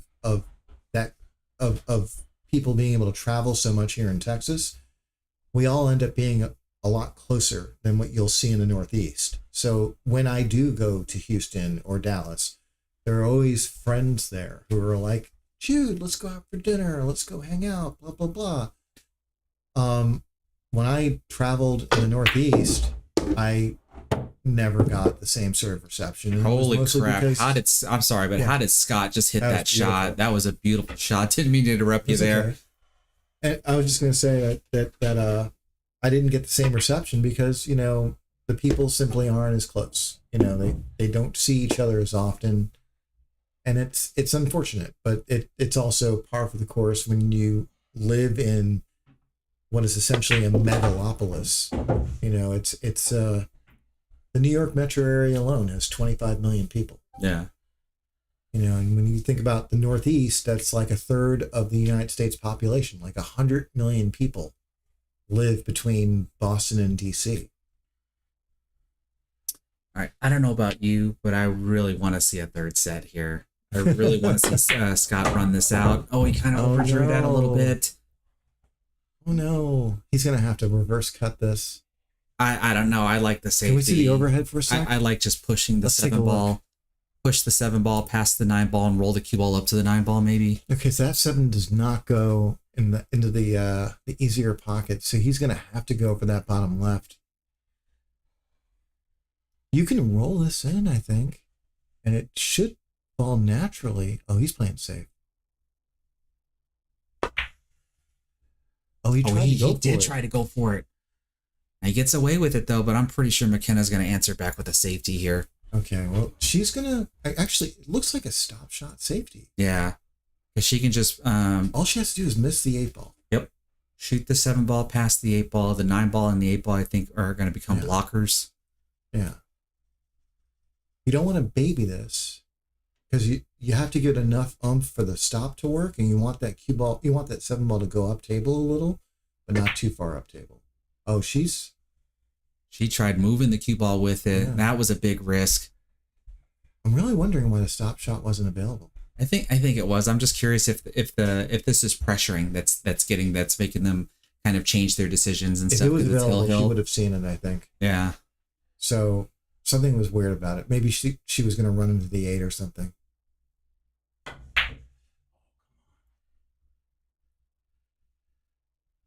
Scott with an aggressive 2-railer there. So here comes Makenna. A bona fide opportunity to close it out. She looks a little drained. She's like, I want some mac and cheese. Or maybe I'm projecting. Well, maybe I do wonder, because this would be the first time I've seen these two players play under these types of conditions. Because in a tournament or in league, it's a one-shot match and go. Yeah. Not these repetitive sets over and over and over. So this might be something a little new to them that they're not used to.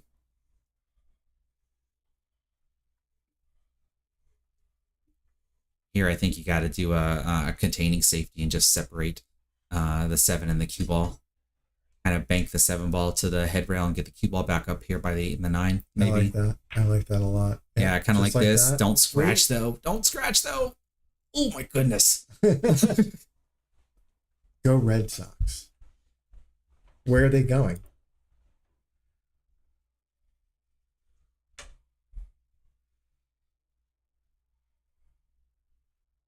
Red Sox. I think that's a jab at your Yankees team there, right? Yeah. Well, for those baseball fans, you might want to try tuning into the Braves Marlins game today. Yesterday was the first female umpire in Major League Baseball history, and today is the first female umpire behind home plate. So if you're a baseball fan, you can go check that out.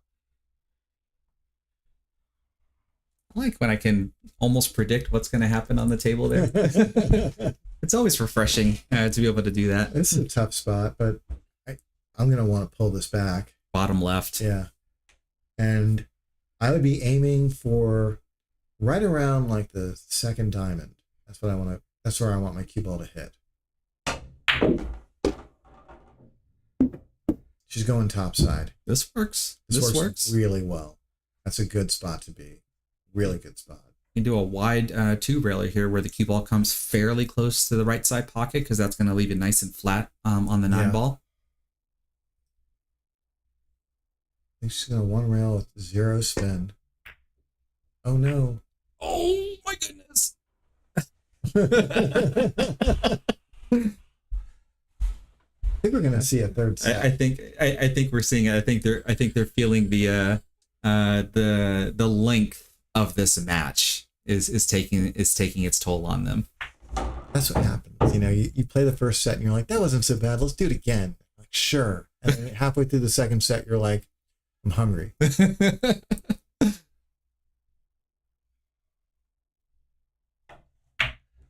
Oh no! Oh wait. Is it gonna be a fluke? Oh my goodness. That's it, folks. And Scott concedes the match. Makenna wins 6-7. All right. Well, I tell you what, though, I will switch to this. Oh, because here I am along with Jude that you saw pop in from time to time. What a matchup, everybody! I hope everybody was able to enjoy that. Like I said, this is something I've been wanting to do for quite a long time, so I'm glad to finally get it started. Like I mentioned, though, I don't want it to like overwhelm my channel. This is something I'm okay with doing like maybe once or twice a month. It really just depends.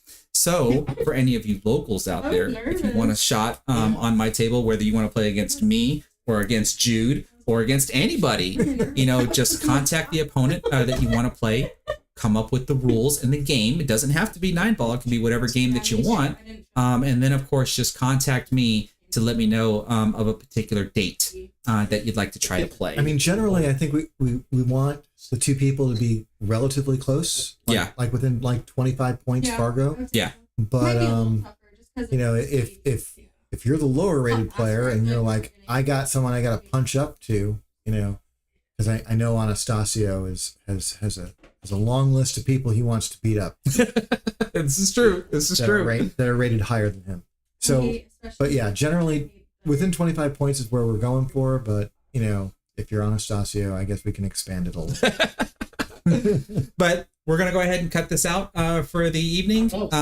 If I'm feeling up to it, I might go live again later on tonight for some straight pull. I'm just not entirely sure because I do have to work tomorrow. But we have some food downstairs that we're going to go feast on. And I'm going to get to talk to the players and see how they actually felt about the set. So if you haven't done so already, on your way out, please give the stream a thumbs up, whether you're on Facebook or on YouTube. It really doesn't matter. But if you're watching on Facebook, please consider sharing the stream to your Facebook profile and to your favorite pool groups. Are you playing in the Texas Open Tune-Up next weekend? I haven't considered it just yet, but I might. It depends on whether or not there's any registrations still open. I am registered to play in the Texas Open. Please, if you have not done so already, please go to the Skinny Bob's YouTube channel and like and subscribe, I guess. Subscribe. We are having our Texas Open tune-up next weekend. I will put And theirs. that is our prelude to the Texas Open, which is Labor Day weekend. Both will be on YouTube. Both will be free. Absolutely. And so, yeah, it's just going to depend on my schedule and whether or not I play in the tune-up. I am playing in the main event as well as you are. Yeah, so if anything, you'll definitely see us there, especially since it's going to be streamed for free on YouTube. So I just put a link to Skinny Bob's YouTube channel down in the chat, so be sure to go over there and give them a follow and or a subscribe. Until next time, everybody, have a good one.